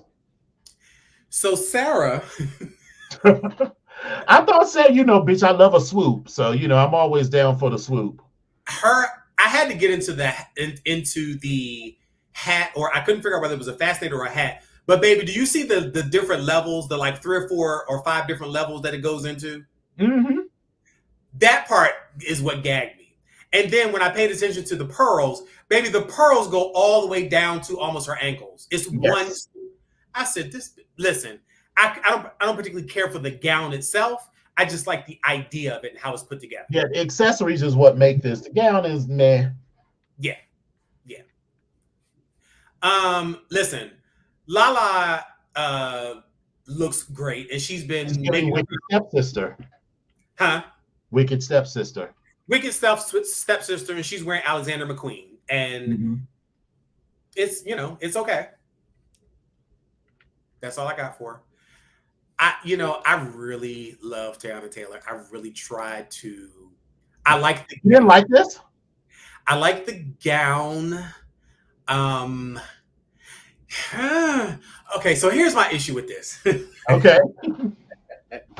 It's too much color. Okay. It's one color. It's 2 colors at the most.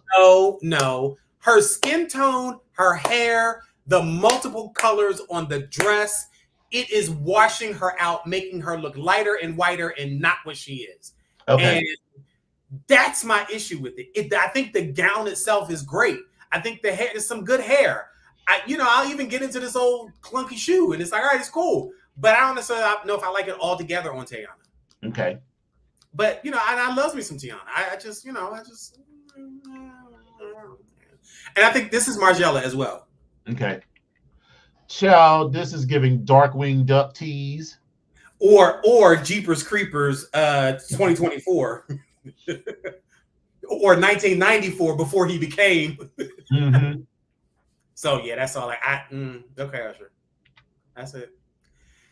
Listen, Ashley Graham is pulling this whole wet look gown together, and she's glowing, and she's doing all this stuff. That's it. I like the fit around the hips. She's curvy than the motherfucker. She looks great in this. I love how it's draping over her arms. That's it. Like Oops, sorry. Lil Nas X, he ain't playing with your children.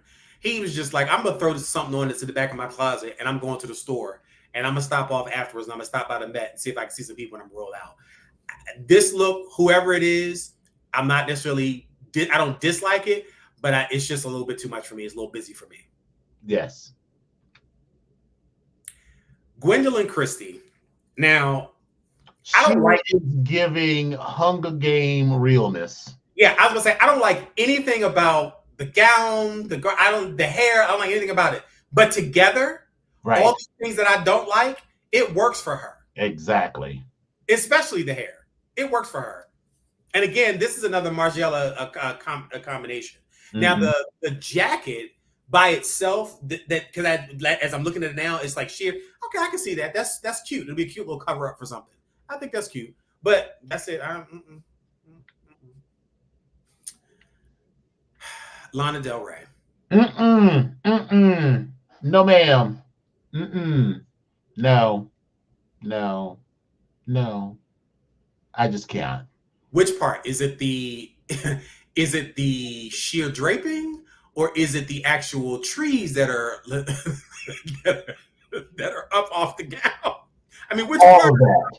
All of that. I mean, this is another Alexander McQueen creation, but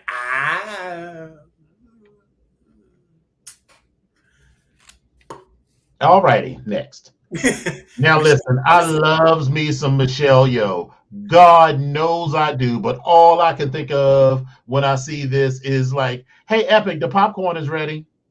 Okay, let me go get the foil. But listen, this is straight Balenciaga, and I ain't really a fan of it. I am not a fan. I am not a fan of this at all. It ain't really doing too much for me. It's a miss for me. This is a full miss. If I had to give a chop, this would get a chop. Yeah. Yeah. It's like down here, the way that this bunches up, like right here, like in this crease, it literally looks like aluminum foil. And if you were going to literally make a dress out of aluminum foil, then but I don't think that that's what necessarily they were going for. And if that's what they were going for, they did not do a good job with it. So it's a no for me. I got nothing.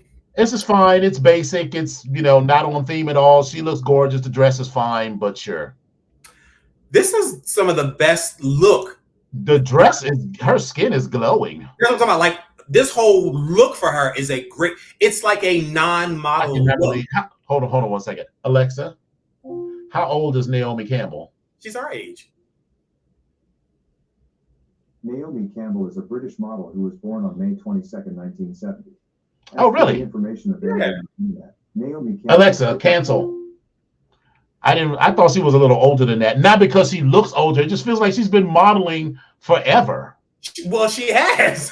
She's been modeling all of our fucking adult life. She started as like 14 or 15. Shit, right. That's a long. She's tired. Truth is. Yeah, so that means she's only 54. Right. But she looks amazing, and she's eating these girls up all on the runway. But anyway, I don't know who Jordan Roth is, and after this outfit, I don't care who they are. This is hurting my eyes. It's an affront to the senses. Right. Yeah. This is even worse. This it looks like all he is missing is his little ukulele and the rest of his mariachi band brothers. I'm sorry, what were you going to say? I don't really give a fuck, because when he get home, I'm gonna take all that shit off, and I'm gonna grab him by that motherfucking beard. But them little ass pants, I don't like the way they land on them ankles. I don't like that at all. But baby, Odell Beckham, and I never thought he was unattractive. But baby, this Odell Beckham, I kind of like this one. Like I like this Odell. This Odell I likes. I'm just saying. Tyler, okay, listen. This is going to be an unpopular opinion. Tyler's I did not like this dress at all. So it's Balmain, I believe. I think so, and it's sand that's literally painted onto her. But the funny thing is, at some point later on after this, they cut this gown into a mini dress for her, and it looked so much better. But the fit of this gown on her, because it's poured onto her body, it looks amazing. Absolutely amazing. The fit is amazing, but I just don't like this look at all. But if you see, when they cut it off probably right down to where the bottom of her hand is, it made it look completely different. Okay. Janelle Monáe is she has come I've seen her out in public with some stuff I thought was very questionable, but the one thing that is never questionable about her for me is always her face, the skin, and her attitude. Because baby, this gown screams Cher circa 1970s. Legit. And she is, or even giving Miss Lola Falana. Baby, listen, but I'm here for her look. I don't know if I'm necessarily like the gown, but I'm here for her look. I like it.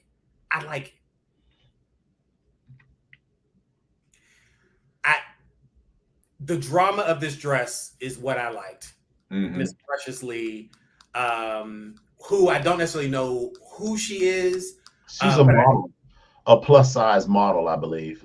Oh, is she? Okay, because I didn't know who she was, but I do like the buttons going down the back. And I'm sorry, excuse me. I'm correction because now I'm opening up my email. That dress that Teyana Taylor was in was done by the Blondes, and their shit is always a little off, so that makes a little bit more sense to me. Okay. And the silver dress that Irina was in, that was Swarovski, so that whole gown was Swarovski crystals. Oh, okay, there we go. Right. So okay, I had to get that together. But that is Doja Cat or whatever. Her look. That was her other look, or her initial look. Coleman Domingo.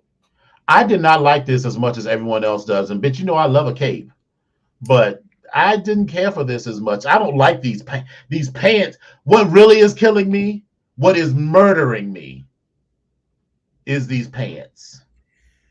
So, I think that if you're going to do a wide leg pant, and for people that sew, please come on in here and let me know what you're in this look. I think this pant needed to be stiffer, so it might have been a different fabric choice.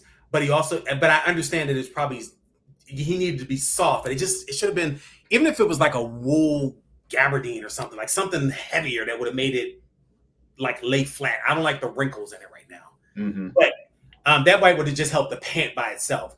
Honestly speaking, I don't feel like he should have put the pant on with this jacket. I think the jacket could have done one thing. And yeah, it looks like two different pieces. It looks like two different parts of two different ensembles. Yeah, and he's starting to, much like you were talking about Jennifer Lopez and the look, this is becoming a look for him. Right, and I agree with Kyriakos. He shouldn't have had those blue contact lenses. It threw the whole look off for me. Ciao.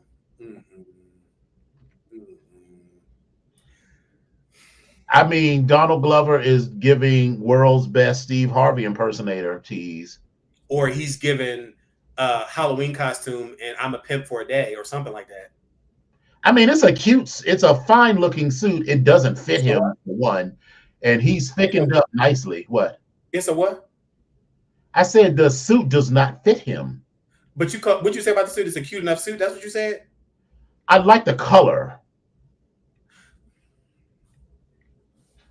Okay. All right. Apparently I'm wrong. Okay, good.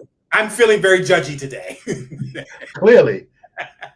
Jessica Biel, sure. Mother Earth, Mother Nature, blah, blah, blah, yada, yada, yada.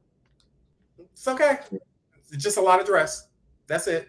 Zoe Saldana didn't even look like she was supposed to be here, number one.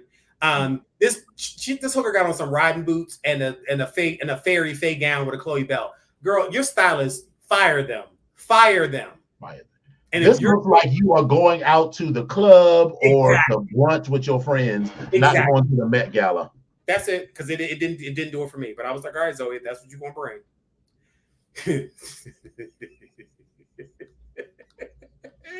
Chloe Smitty. Okay. Somebody don't like you, honey. Oh, your team does not like you.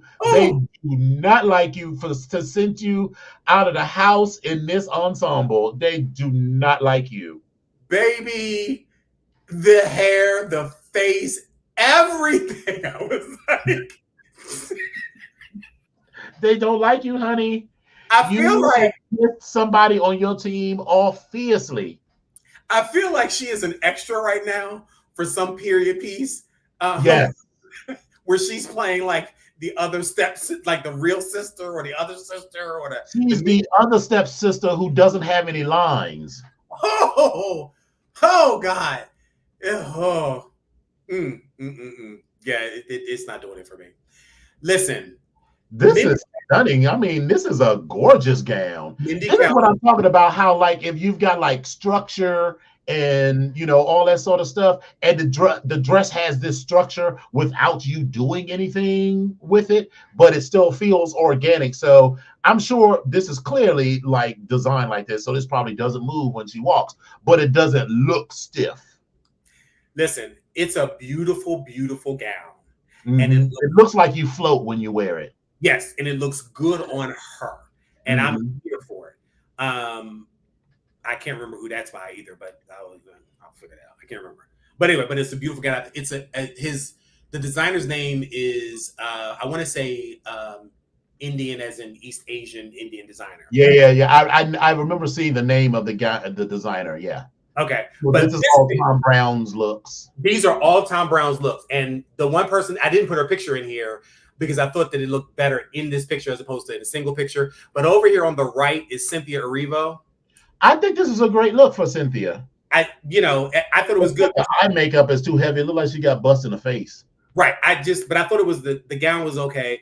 But now I'm gonna tell you, Jaden Smith right there or next to Gigi, I liked his look.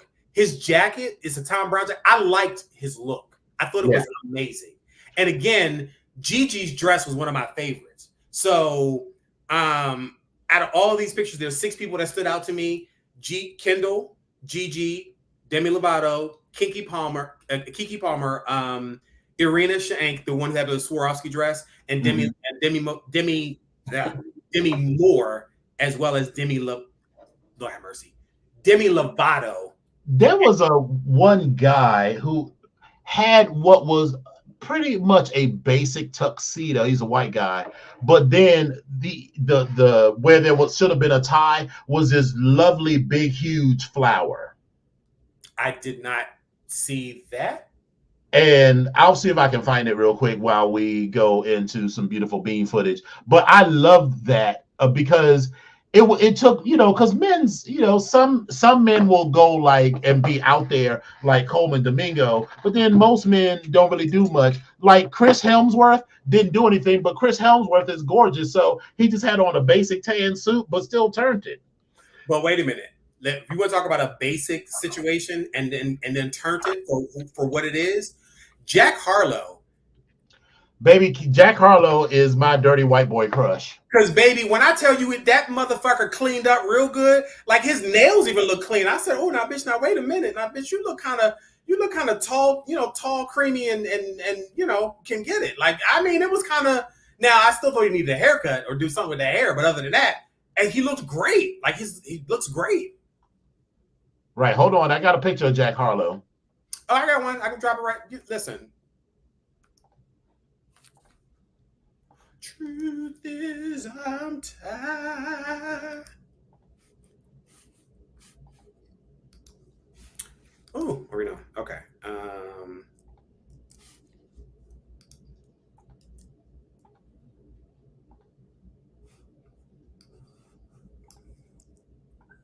Yeah. There we go. Listen, he cleaned up. That thing cleaned up real nice. I ain't even gonna lie. He cleaned up real nice. I'm gonna go ahead and give it to him. I'll put my finger in his butt. I'm trying to see. Oh, you know who else? Shit. What is this guy's name? I'll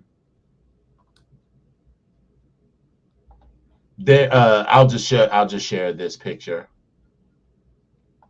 Oh, and for the record, Dwayne Wade and Gabrielle Union, I don't know what's going on with their relationship, but to me it showed up at the Met Gala. To me.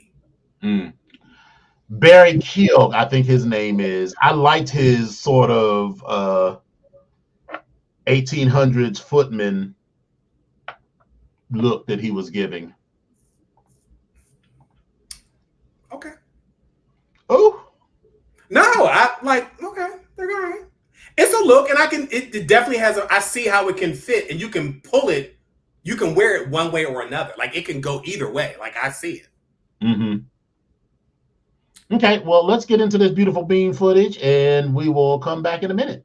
Alrighty.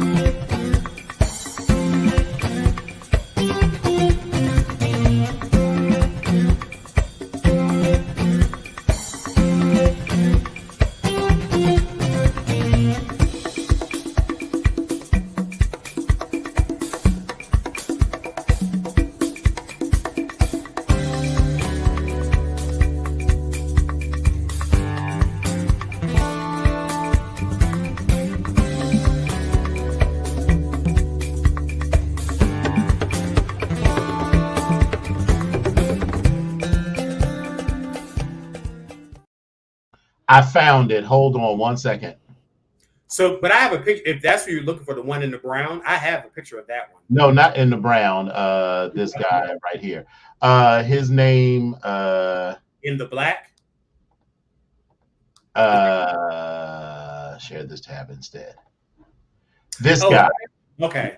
He is an actor on in Bridgerton, and I love this because I mean, when you look at it, I mean, it's just a zoom in and see if you can. Yeah.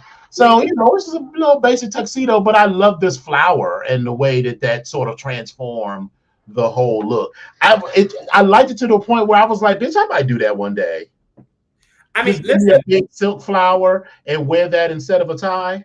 Remember, I was telling you, we were talking about the wedding for what's his face. That is the last summer that we went to. That was kind of the look that I wanted to go for, but with the making of it. But it is what it is. So that was the look that I was thinking. I was like, when I saw that behind the scenes, I really liked that, and he's a homosexual too. He's cute. Yes. So anyway, wait a minute. Special shout out to motherfucking Shakira, who popped up as well at the Met Gala Awards. Shakira's ass looked amazing in this. It was like a coral colored gown. She looked good. I just wanted to throw that out there.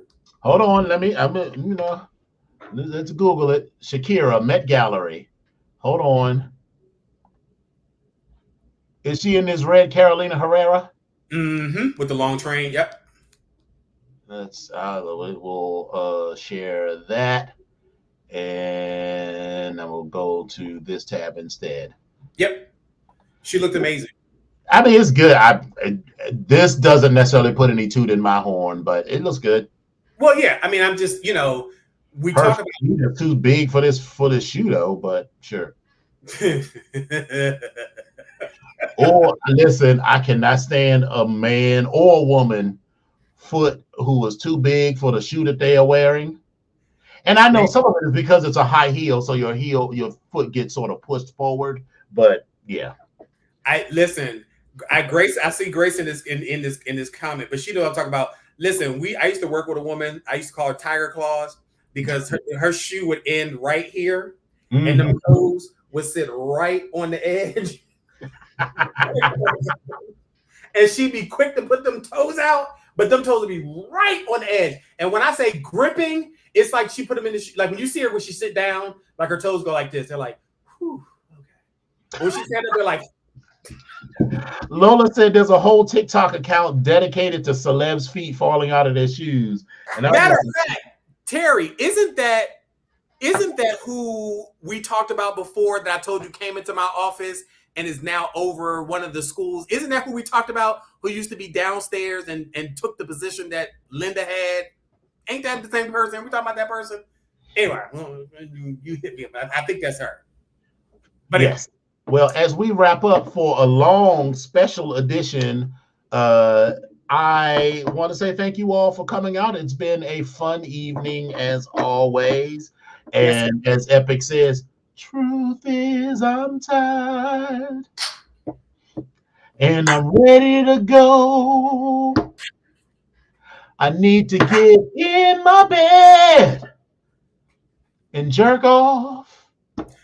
Listen, this is how you know your ass is old. You go to jerk off, and then you sitting there, you be like, next thing you blink, bitch, this daytime. Baby, wait a minute. Let's just be clear. Jerking off has been my melatonin many a night. Baby, listen, but you be so motherfucking, you fall asleep because you so fucking tired, but all you want to do is jerk off. Bitch, and you be like, you wake up, you got lube in your hand, shit all over you. What the fuck? Yes. Baby, I'll jerk off. I'll be like, ugh, wipe it up real quick. Put on this CPAP machine, put on my little night music, and I am off in like 2 minutes max. Yeah, it's but it's nature's melatonin, and it's okay. It's all right. Hallelujah. It's okay. Well, that's all for me. You want to say anything to the kids as we leave? I do not have anything to say to the kids other than thank you all so much for tuning in to see us Yes, and don't forget to like, share, and subscribe. Like this, share it with all of your friends, and get everyone that you know to subscribe. Absolutely. And I see Kyriakos and Terry joined, and Spillet Boy joined, and everybody else had joined. So I'm just saying thank you. We didn't get to say hello to you. There's several other people that are out there. Thank you all for joining in. Thank you all for commenting. Please, if you are in the chat with us, give us some more stuff. If you have some questions about stuff, remember we still got the hoodie that we're going to do. So if there's this was a very special edition. Yes, because this was Met Gala. Like, baby, this was Met Gala. This was town. This was all hands on deck. So, I mean, I need some other people. So let's drop some names if you want to see them. If we haven't already done them, we can try to get them on the list. But thank you guys so much. Did we do Christian Sirianni? Yeah, we did Christian Sirianni. He was like one of the first ones we did. Yeah, one of the first ones we did. So far we've done Tom Brown, Christian Siriano. We've also done Roberto Cavalli. And Schiaparelli, and we did from not Project Runway, the light-skinned boy, light-skinned big boy. I can't think of his name right now. Jesus Christ. He was on the. I know who you remember, but I didn't remember who he was when you posted him. I was like, sure. He has been responsible for making. I think he was making Kiki's. I think he was making Kiki's gowns. Oh, okay. I think that was him. You know who would be cute to do? The Asian guy. He's Asian American who did a lot of shit for Michelle Obama. I think his name is Jason Wu. Well, so Jason Wu. Okay. Yeah. Okay. Ooh, you don't like Jason Wu?